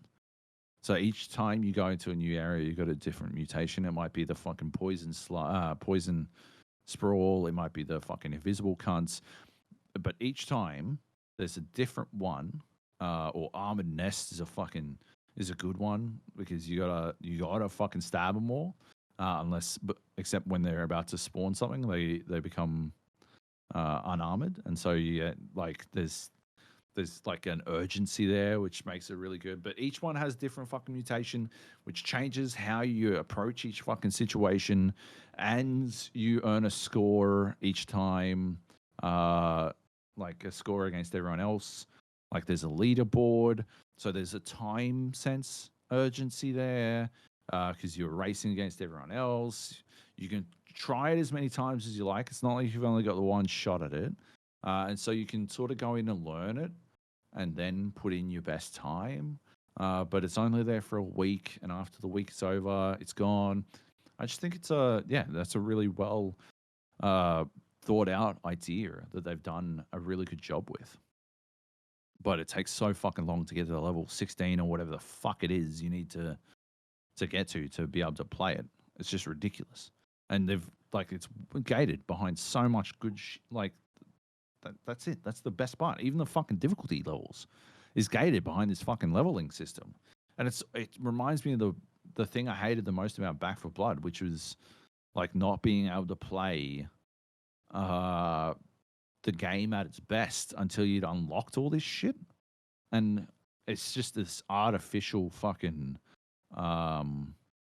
extension of the playtime for zero reason, in my opinion.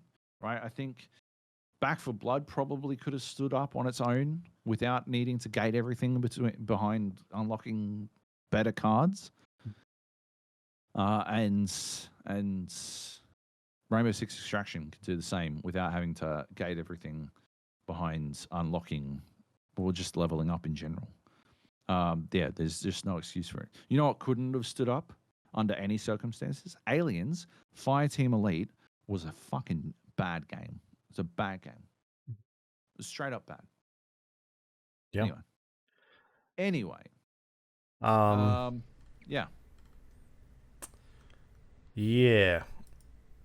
I don't know what else to say. There's cool things in there like stuff you haven't mentioned. The like being able to reinforce walls and things like that. Certain sections were required to lock down an area. There's a bunch of that you can do in there. Um, there's this like sprawl that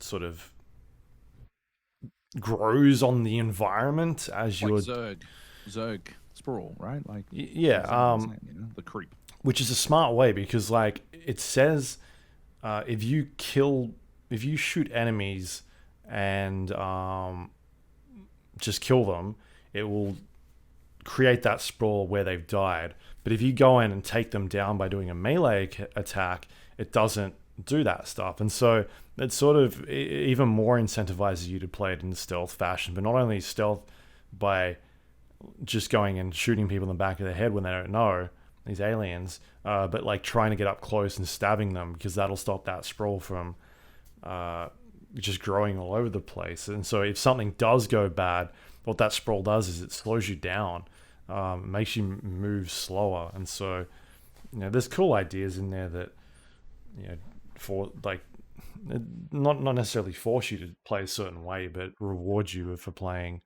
a certain way. So yeah, I don't know. Like I've enjoyed my time with it. I think there's some cool ideas in there. I think that it's a little too spicy in terms of its cost factor at this point. For even I think it's $69 at JB Hi-Fi in stores. But if you've got Game Pass, like it's absolutely check it out. It's a fun game. Like I don't think it's doing anything that's like you said, so like it's double A. Like it's fun. It's a good time. It's like one of those solid like 7 out of 10 games. Yeah. Solid 6 exactly. out of 10. Oh, yeah, cool. Yeah. Yeah. Like, if you got Game Pass, absolutely no reason not to try it out. Like, holy shit, it's definitely worth a download. Mm-hmm. It's on Game Pass for PC, right? It is, right? I think it is, yeah. I think it's just on Game Pass. Yeah. And so, I mean, I've got it on Ubisoft Connect. I'm 99% sure it's got crossplay. It's not showing up in my recently added, which is a bit weird. But yeah, like give it a fucking run and try it out. Like, see what you think. Really, really like it, but I don't think it's going to set the world on fire. Like I said, it's the best fucking horde mode co-op game I've played in a while, and I think it's a really good execution on an idea. It blends the concept of Rainbow Six with a horde mode shooter, and I think what they had going for them was they had that fucking quarantine. Was it called quarantine? No, quarantine was what Extraction was called original before. name of Extraction, right? Contamination, then maybe Might have been, yeah, or something. It's like they had the bones of it. They had the fucking source of it with that event in the first place. So, but this is definitely a lot more stealthy than that thing. That was more 100% Left 4 Dead-ish. And then I think they do well. I think they've done a good job with this. So yeah, give it a punt. All right, let's go on to the news. That's all the games we've been talking about. Lot going on there. Big news kicking off the start of the year. Probably the biggest news we'll have for this year off the bat. Microsoft to buy Activision Blizzard for $68.7 billion US. Okay. Holy shit. I woke up yesterday and like audibly woke my wife because I'm like, holy fuck. Yeah. Like I read it on my phone and my wife was sleeping next to me and I was that shocked. It was out of fucking nowhere. Yeah. I did the same thing, except my wife was like getting ready for work. I was like, holy shit. And she come running in and was like, what's wrong? Like, Microsoft buying Activision? Right? Like, holy fuck, man. $68.7 billion. God damn. This, Remember the day when Microsoft was buying like Mojang for like 2 billion or something, yeah. or when Disney bought Star Wars for what 4 or 6? I can't This remember. is more like Disney buying Fox, right? This is the Disney buying Fox of video games, Hmm. right? Because Activision isn't just Activision; it's Activision Blizzard King. Uh, they own a lot. They have a lot of properties Big properties. and big properties. And now Microsoft will, or not now, but when this deal finally finishes going through, this like Microsoft will own that. They've got fucking Bethesda already. Like this is like actually, to be honest, on the face of it, it's not a good deal for games. It's No. not great for video games. Like maybe it turns out to be good, but you should be apprehensive. You should be skeptical Yeah.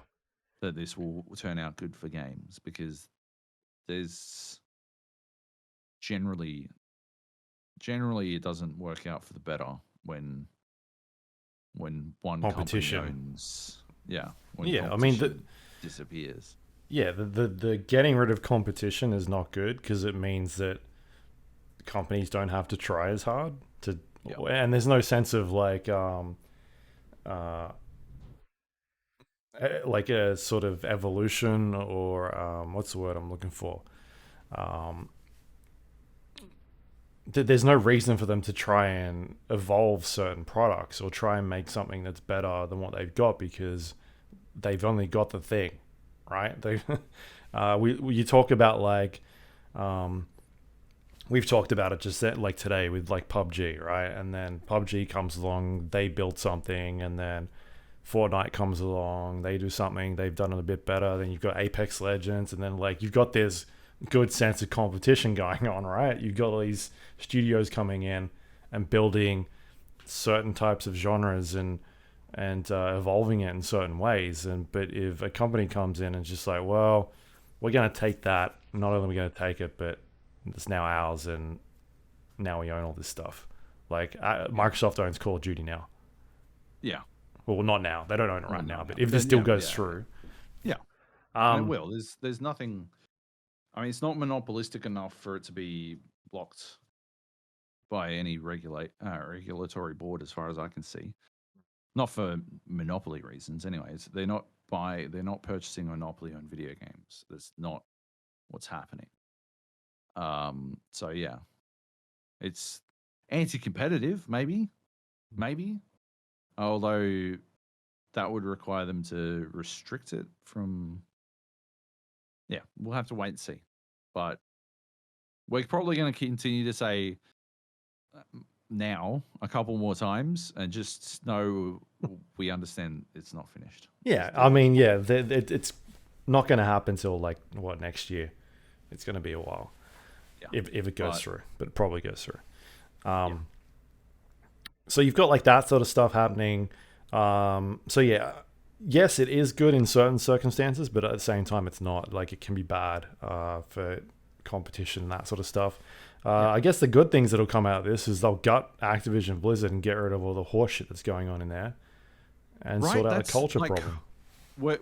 What we will see is layoffs, but the layoffs are going to be from like redundant elements of the leadership and like corporate management structure, the parts that Microsoft already have that they've generally seen like shown themselves to be pretty good at, and that have actually been pretty fucking bad at Activision. So yeah, this is a like positive step in that regard. Yeah, Bobby Kotick sounds like he's gone once this goes through. Will leave, yes, which is good. Maybe Warzone's back on the table. And it sounds like from what I've been reading and listening to the last 24 hours that this sort of kicked up. Discussions were in place last year But then once the claims started coming in, that sped things up a bit, and a deal started being worked on by Phil around October, and then spent the next couple of months sorting out this deal, until we got to this point where it's now gone through. But yeah, absolutely, the stuff with the harassment claims in California was a helping hand in this. It seems like their share prices were down, or on the way down. You talk about like some of the news items that we spoke at the end of last year with Blizzard canceling stuff like BlizzCon. You've got games being moved back, Overwatch 2, Diablo. Really not a lot on their plate. Warcraft is, a game that sort of comes out with a new mod every 18 months. Call of Duty was in a bad shape last year. It still sells, but they just didn't really have a lot going for them, and they don't really have much in the next year sort of coming out. And so their share prices are going down. You've got these harassment claims coming out, issues in the company. It just wasn't looking good for them, and Microsoft gave them a really good out to get out of that. Yeah, exactly. Like it's basically. I mean, it certainly makes a lot of the things that have been said in the press, gives them a different fucking slant. There's a reason why old Bobby Kotick wouldn't fucking step down, because he knew this was coming down the fucking line. He gets paid a fuck ton if he gets let go. Like $300 million. Removed post merger or post acquisition. So yeah. There's nothing to say he doesn't end up having more ramifications as this court case comes through. Sure. But I guess we'll see what happens there. So let's go through what they own now. Okay. We've got a list of names. They pick up across Activision Publishing. They get Blizzard. They get Benox, Demonware, Digital Legends, High Moon Studios, Infinity Ward, King, Major League Gaming, Radical Entertainment, Raven Software, Sledgehammer Games, Toys for Bob, who are in San Francisco, Treyarch, and every team across Activision Blizzard, which is quite a lot. And that includes properties like Call of Duty, Warcraft, Candy Crush, Tony Hawk, Diablo, Overwatch, Spyro, Hearthstone, Guitar Hero, Crash Bandicoot, which is going to be a Microsoft property. That's a bit weird. That's a bit weird. StarCraft, and Crash into fucking Blinks. Finally. Remember? Yeah, it's so strange. That's a lot. That's huge. Yeah. It's also big because this gives like Microsoft a publishing platform for mobile, right? Bringing on Candy Crush with King and all the stuff they've got now, so that it gives them an in there. That's a big part of it. I already pre-installed Candy Crush Saga on my fucking computer. So I don't know. Right. They had it ready. They knew it was coming. And then what happens with these franchises going forward? I'm assuming, I'm going to guess like Overwatch 2, Diablo, that's all stuff that's still going to be coming to PlayStation. But after that, then what happens? Is Call of Duty going to be an exclusive Xbox/PC game, or will it be a multi-platform game with exclusives on Xbox? Like, Call of Duty is one of the biggest games every year. Yeah. Like, I don't know if they can just cut that out of PlayStation. Yeah, I don't know that they can. Like, I think that would be the anti-competitive thing that I was talking about. Like, that would be like Microsoft, I think, will forever remain under the watchful eye of the SEC and other regulatory bodies in America because of the anti-competitive business practices that they engaged in at the turn of the century. Fuck, I love saying at the turn of the century. So, yeah, I don't think they can get away with it. I don't think they can restrict it in that way. But on the other hand, it's in their, like, they have a fucking vested interest in finding some way to make it happen, right? Maybe that it's worth it for them to do it just to force Sony to sue them to stop it from happening. You know? Yes, we'll see. Yeah. Yeah, it's going to be interesting to see how it comes out of this. But that's a massive pickup. What's Sony's plan now? Right? Oh, They got this Game Pass thing coming out at some stage this year. I'm assuming that'll be announced soon. But is there like some sort of does Sony have to start picking up someone else? Like, I don't know. Are we past the point where we should stop buying development studios? Wait, what? Sorry? Like, should this stop happening now? Like, is this done? Or, like, does someone get EA next? Is that what's going on? Sony, please buy EA, fix Battlefield. Microsoft, buy EA, fix Battlefield. Somebody buy EA and fix Battlefield, please. Please, I'm begging you, do something to fix Battlefield. I just want Battlefield to be better. Yeah, or is it like Sony coming in and getting like a Take-Two or something like that? Oh, well, yeah, maybe. They're in the news as well. Yeah, yes. But Take-Two acquired Zynga for $12.7 billion at the start of this year. So which fucking bad deal compared to this one, eh? Good God. For just 5 times that price, they could have had Activision Blizzard King. Yeah. You know? But yeah.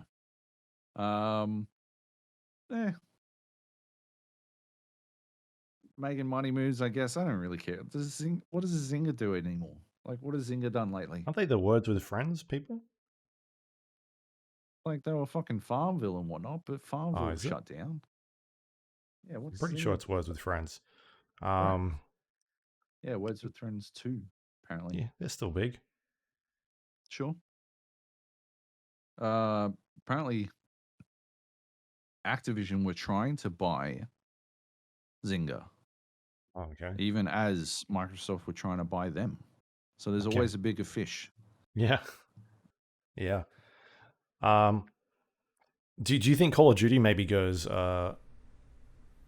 like they just scrap yearly? It's not yearly anymore. It's maybe every 2 years. I mean, it could only be a good thing. Yeah. Do it. Holy shit. Whatever you need to do. I mean, Microsoft's apparently fine with allowing games to fucking delay at least 12 months, right? That's what they do with Halo Infinite. Halo Infinite needed another 8 months, but like, you know, clearly they're okay with some delays. Activision has never been okay with any delays, so they've always just released unfinished garbage when they had to. Yeah, it should be a good thing. I don't know. Yep. All right. I don't know if there's much else to say about the Microsoft stuff other than it's ridiculous. Crazy. It's Crazy stupid. Shit. Yes. But people just stop doing it. Like I'm okay with them sort of picking up like indie developers or like small studios or things like that, but just going in and acquiring a whole publisher that needs to stop. Stop doing that. That's not good. It's out of control. Yeah. 100%. All right, next up, we do have some Sony news. PlayStation VR 2 specs have been detailed at CES this year. And oh boy, is this big. PlayStation is going in on this VR stuff. They've got awesome headset with this thing. OLED display, 90 to 120 hertz frame rate on that thing. Yep. And the resolution on it is 2000 by 2040 per eye, which is a lot. That's big. Yeah, it's crazy shit. Yeah. Like, it's going to require all of the PlayStation 5's oomph to make that thing fucking run. Because that's almost, I mean, I know it's not a one-to-one comparison, but that is basically, it's above fucking 2K. It's above 1440p, and it has to run at fucking 90 frames per second to make it smooth. Yeah. Yeah. Like that's some big ask. Like, yeah, I think the PlayStation 5 can do it, but Jesus, Yeah. it's much higher res than my Vive, at least. Probably higher than your fucking Yeah. It's Dark higher Force than 2 my as well, Rift right? S. Yeah. Rift S, S is a 1440. yeah, right. Like that's yeah, some shit. Um, they got headset tracking in that thing as well. Some controller updates, which will be interesting to see how that sort of works. And what else is there? Eye tracking in the actual headset. Yeah, which is cool. I Um, know because I follow John Carmack on Twitter, and he talks about that being probably the next big leap that they make because they're able to use eye tracking to alter depth. resolutions. Yeah, or like, well, the way you perceive depth Hmm. is based on where you are currently looking. So they're able to do a bunch of shit with that. So Yeah, that'd that's be a pretty cool development. yeah. Yeah. Um, no price attached to this thing, which is interesting. I don't see this being cheaper than a PlayStation. I don't know how you do that. Yeah, that's the big question. I reckon it's more expensive than a PlayStation. Yeah. But I guess we'll wait and see, right? Because uh, I mean, PlayStation has usually gone all out in technology, and they've usually done a pretty like the Vita was an awesome device, super powerful. Um, didn't sell as well as what it has, but they've always put awesome technology behind this stuff. And so Yep. if they've got the games there, hopefully people come. And they are bringing a game out with this one. It is called Horizon Call of the Mountain, which is being developed by Firesprite and Guerrilla Games. It'll be a VR exclusive title. I kind of think that's what Sony needs to do, right? Is they need to have the games out there to be able to play this stuff with. Yeah. But at the same Uh, time, like I feel like we're on this weird space where again, like if I want to play this stuff, I've now got to go out and buy another headset, and that's where the problem comes for me. yeah. Yeah, that's true. Unless they put it on PC, which I mean, they're doing it. they do. Hopefully, it comes to PC. I mean, Hitman was a PlayStation exclusive. Hitman VR was a PlayStation exclusive. That's going to be out on PC pretty soon. I'm very excited about that. Like, yeah, I think the capacity is there, but I think they'll hold this back for a little while to try to get people to buy in, because otherwise it doesn't have a fucking like any sort of draw card, right? Hmm. Isn't the VR tomorrow? I think it's tomorrow. Hitman VR tomorrow. I think it's tomorrow, right? It's because it'll be a year Fuck since yes. release. Awesome. Hell yeah. Yeah. Well, yeah. I no, mean, we're I talking hope about next week. If that's the case. I hope it comes to PC. Like, I've seen a lot of people playing God of War this week. It sounds like that's an awesome port. Like from what I'm reading, it's really good. So that stuff is really cool. And yeah, awesome technology behind this VR headset that hopefully PlayStation focuses a bit more on because you get some really interesting games out of that stuff. All right. The last piece of news I put here was not even news, it's just stuff that's going on. Battlefield 5 passes Battlefield 2042 player count on Steam charts. Yeah.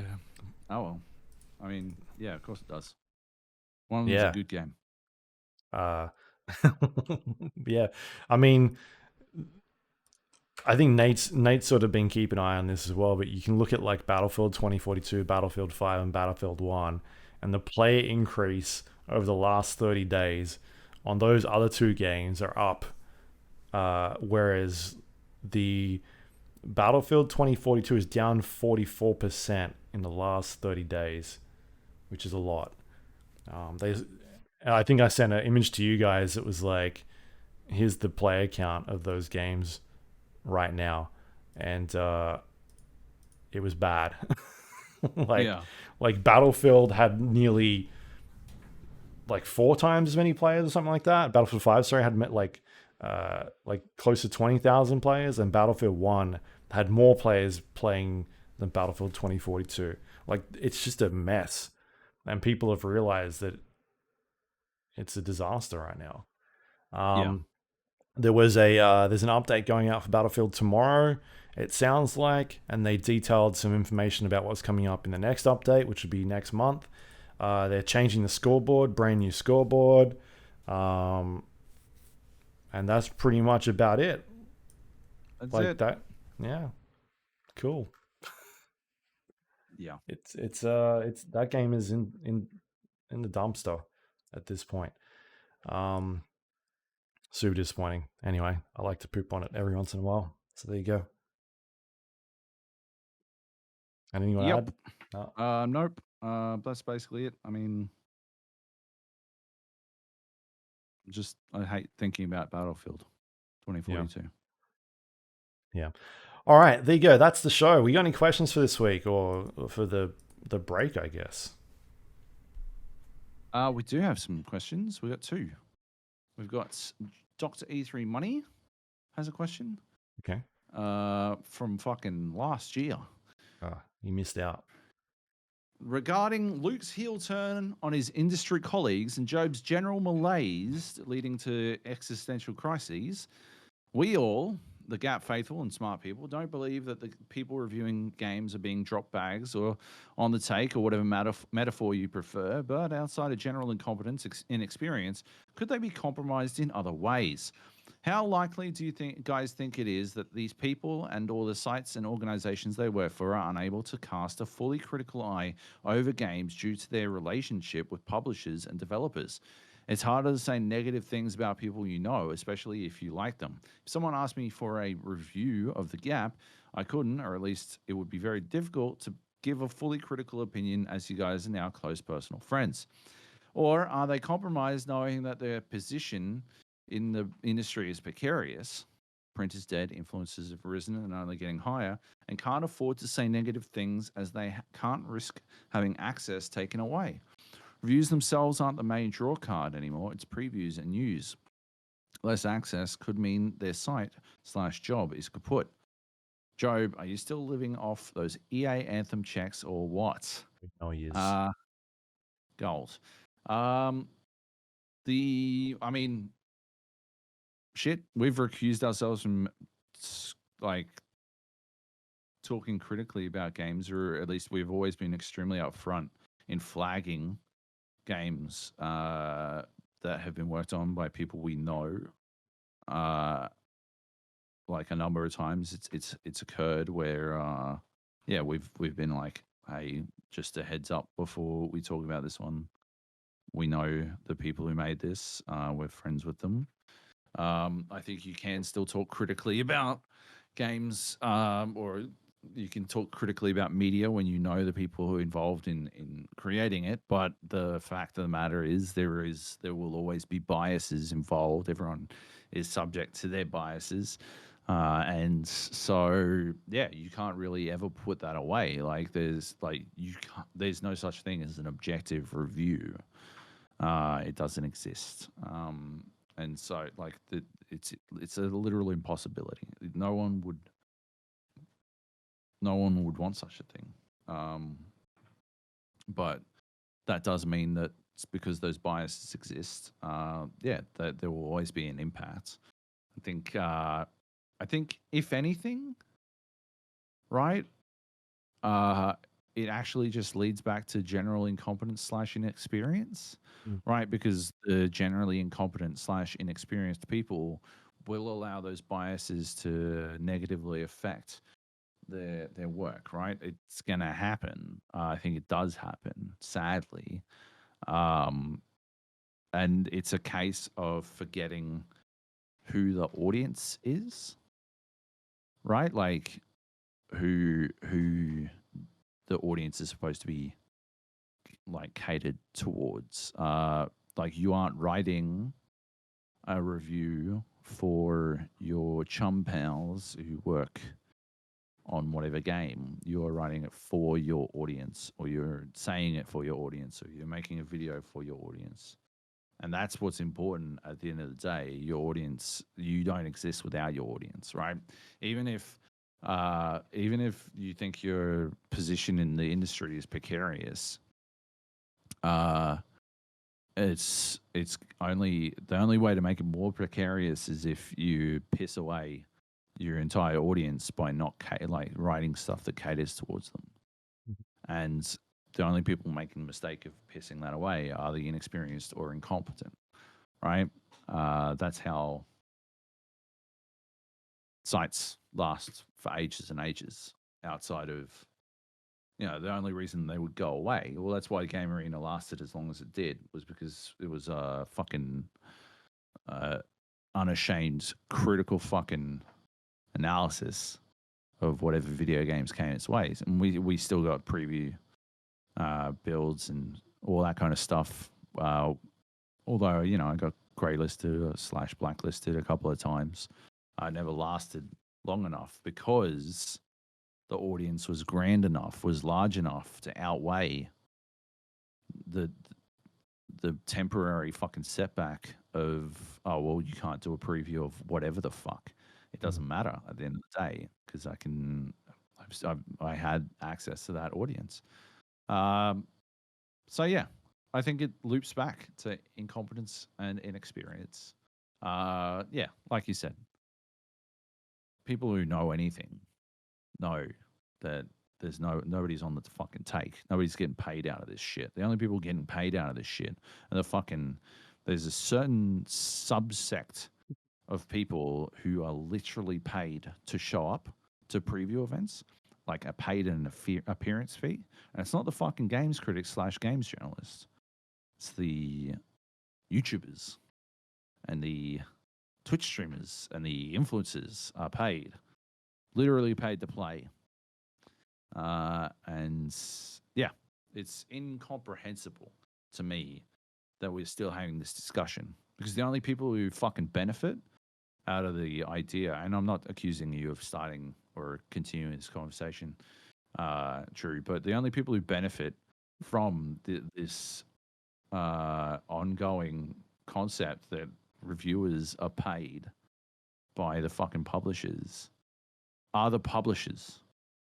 Maybe the influencers get a little bit out of it, but no, the publishers are the ones who get away with this shit, because the only people who have fucking like absolutely no skin in the game at any time are the fucking reviewers. They don't get paid by the publishers. Influencers do get paid by the publishers, and yet I still got to fucking every other fucking week see some fucking YouTuber yap on about how fucking game reviewers are on the fucking take or some shit. Yeah. Or shit. Anyway. Like talking about like critically and analyzing games, I saw that I got an email from OpenCritic about like Tom Clancy's Rainbow Six Extraction. Reviews are live, and it's 53% of critics recommend it. The game. 53%. What do you think the lowest score is on OpenCritic? 6. It's not 6. It's a 4. Oh, okay. Okay. What do you think? Okay, so it's a 4. The next two lowest are 5s, and the rest are 7s. There's like 10 7s, and the next couple there's maybe 12 7.5s, and then it goes up to 8s, and then 8.5. Like there's one score below a 5. Yeah. And we're at a 53% recommended. Well, yeah. I mean, but like, that's we can. I mean, we've hit this fucking. We've hit the 7 enough. is a average. Yeah, absolutely it is. Absolutely it is. But that's whose fault is that? That's the fucking viewers. That's the readers' fault. All right. That's the fault of the people who cannot handle the idea that their favorite game has been fucking shat on by being critically analyzed. That is the publishers who have pushed and pushed and pushed for higher scores being represented by astroturfing fucking entire game communities and dumping on any fucking critic who dares say anything negative about a fucking game that's just come out.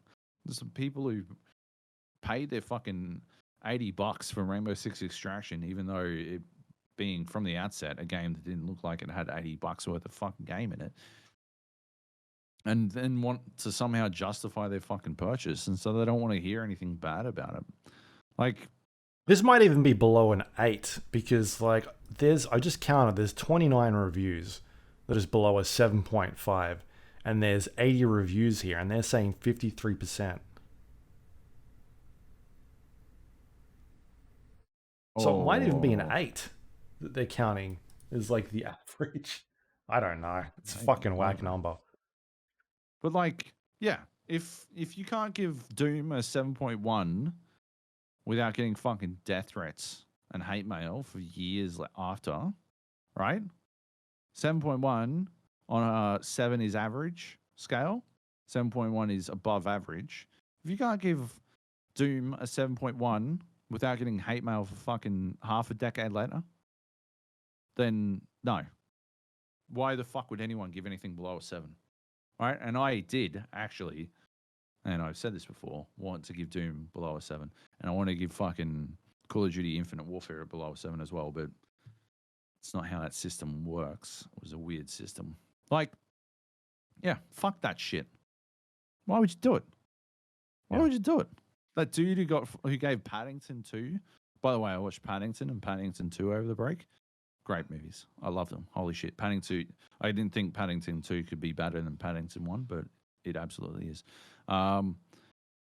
Yeah, but the dude who gave it the only negative review, holy shit. The unhinged shit people say to that dude, it's out of control. It's fucking way out of control. Yeah, and I thought his review was way too harsh, but like all he did was say it wasn't the Paddington he remembered from his childhood, and he wished it was. Right? Like, that's it. And so people hate him. Hate him. Fuck that, man. Yeah. Yeah. Scores anyway, shouldn't exist. I'm done with scores. Thanks for bringing up that drunken rant. Hating skulls. Good question. We got another one from Eve. So here we go. Strap in. Dear The Gap, hi, how are you? I'm good. I know I promised to send through race reports for those races I haven't yet reported on, but I barely remember the last few. You'll have to watch the race highlights videos I made if you really want to know. Just search Heath Dixon on YouTube. This motherfucker's fucking advertising on our goddamn podcast. There isn't one for the most recent race we participated in, and that's because it was super disappointing. I drove the first nearly 2 hours after the race started in the rain. It was a lot of fun. Turns out some people can't drive in the rain, just like in real life. Then it started to dry up, and people still weren't sure how to drive to the conditions, just like in real life. Eventually, it was back to being a dry track. One of my teammates jumped in the car to give me a break. I came back to the computer 5 minutes later to find our car floating in place in the middle of the road halfway down a straight. My teammate had blue screens, so we all left the server and rejoined. That teammate reconnected fine, but now the other teammate was having issues where it didn't show him as being in the server and connected to our team. We decided to retire in case we started causing any lag issues for everyone by leaving and rejoining the server constantly. So that sucked. Anyway, I picked up God of War. That was a fucking leap.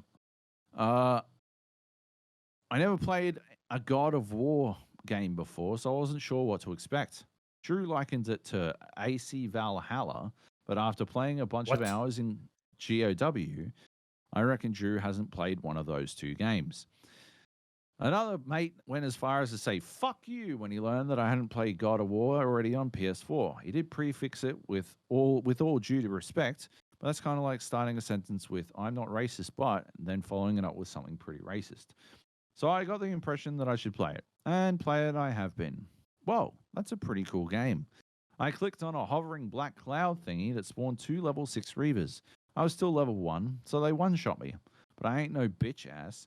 So I summoned them again and died again. Rinse and repeat for an hour, and I eventually defeated them. The in-game reward wasn't worth it, but I had the satisfaction of knowing that I could do what Drew was telling me in Discord for an hour that I didn't have to do. It was kind of like when I'd come across a level 600 Zealot in AC Valhalla and not back down. You all said I was crazy. Maybe I am, but I fucking did it, and yous haven't, so suck my nuts. That was rude, I'm sorry. Dark Souls has ruined me for difficult enemies. We all know that Souls game bosses require time and learning to defeat, and that's just how I approach enemies that I shouldn't be approaching yet. Have there been any games or moments in games that have changed how you do or approach things in different games? Like, do you just instinctively crouch to shoot in shooty bang games after playing so much CS back in the day? If I've asked that question before, let me lay a backup question on you. How's your bog roll situation at home going? I was starting to get a little concerned, but then someone at work told me that Aldi next door had plenty. So I grabbed a pack. Now I can once again poop with reckless abandon when at home. Cheerio, Heath. Yep. Well, first of all, I think it's very nice that you decided to retire so that you wouldn't lag everyone out. You wouldn't see fucking McLaren or Red Bull racing do that, would they? No, they'd probably sue the other company. See all that F1 shit at the end of the year? Fucking bananas, man. Drama for days.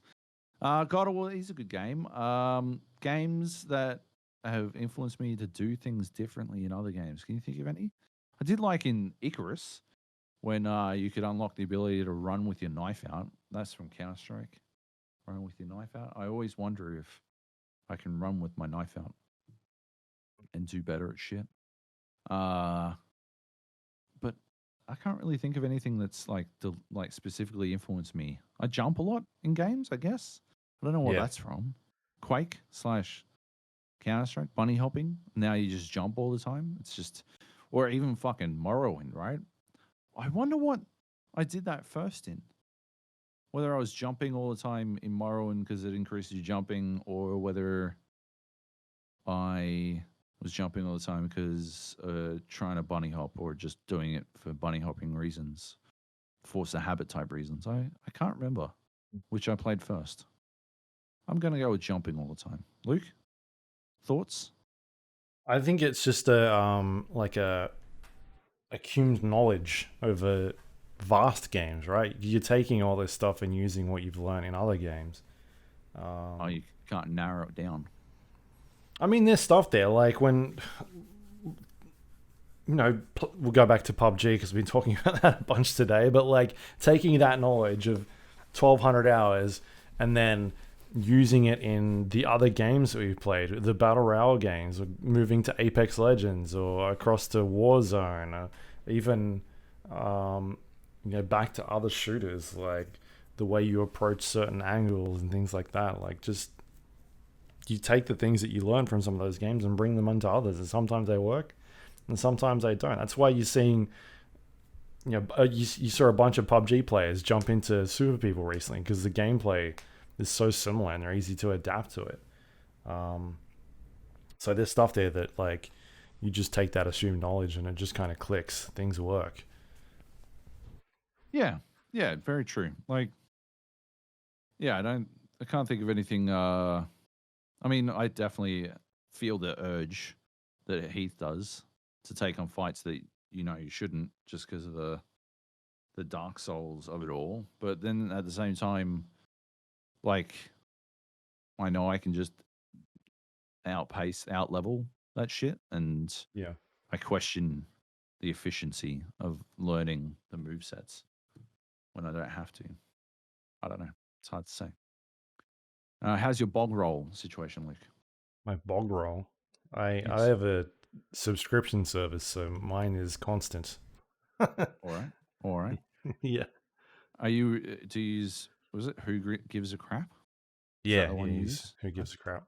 I did not like their toilet paper. We used it for like a month. Did you order the wrong one? Did you order like the bar toilet paper? Bar toilet paper. Well, they've got like different subscriptions, right? You didn't get the one that like is supposed to be for a bar that's like one sheet. My wife got the subscription. I don't know. The shit like the stuff just disintegrated way too fast, and I'm like, what the fuck is going on here? Yeah, maybe that is. You got like the bar toilet. They've got like premium one as well, and I don't know. Maybe you need to look again. You would have used it at. Maybe you didn't use it at Nate's. Nate had some the other day when I was around at his place. Yeah, I'm pretty sure he did. I don't know. I don't pay a lot of attention. Yeah, I think he's on it. I don't know. We've been using it for years, like 3 years now. I think 4 years, maybe. Cool. Yeah, not transferred sponsored. Across countries. Yeah, that's cool. Yeah, use it across there. We in SF. Easier, I think, to do that than it was to get my Razer subscription changed, but that was a bit more painful. Yeah. Anyway, my bog roll is good. Cool. Mine's fine. We got this. Are people still doing that here? People still hoarding toilet paper? I don't think so. I think it's done. It's over. We hoard rapid antigen tests now. Is that what it is? Yeah, managed to get some. My wife got a couple extra the other day, but it was the dodgy shit where they're like taking them out of packets and like selling them separately. And I was like, I'll fucking ACCC those dickheads. Oh yeah, yeah, bricks. But no, we bought some because we bought some before people started hoarding them, like before it was a known thing.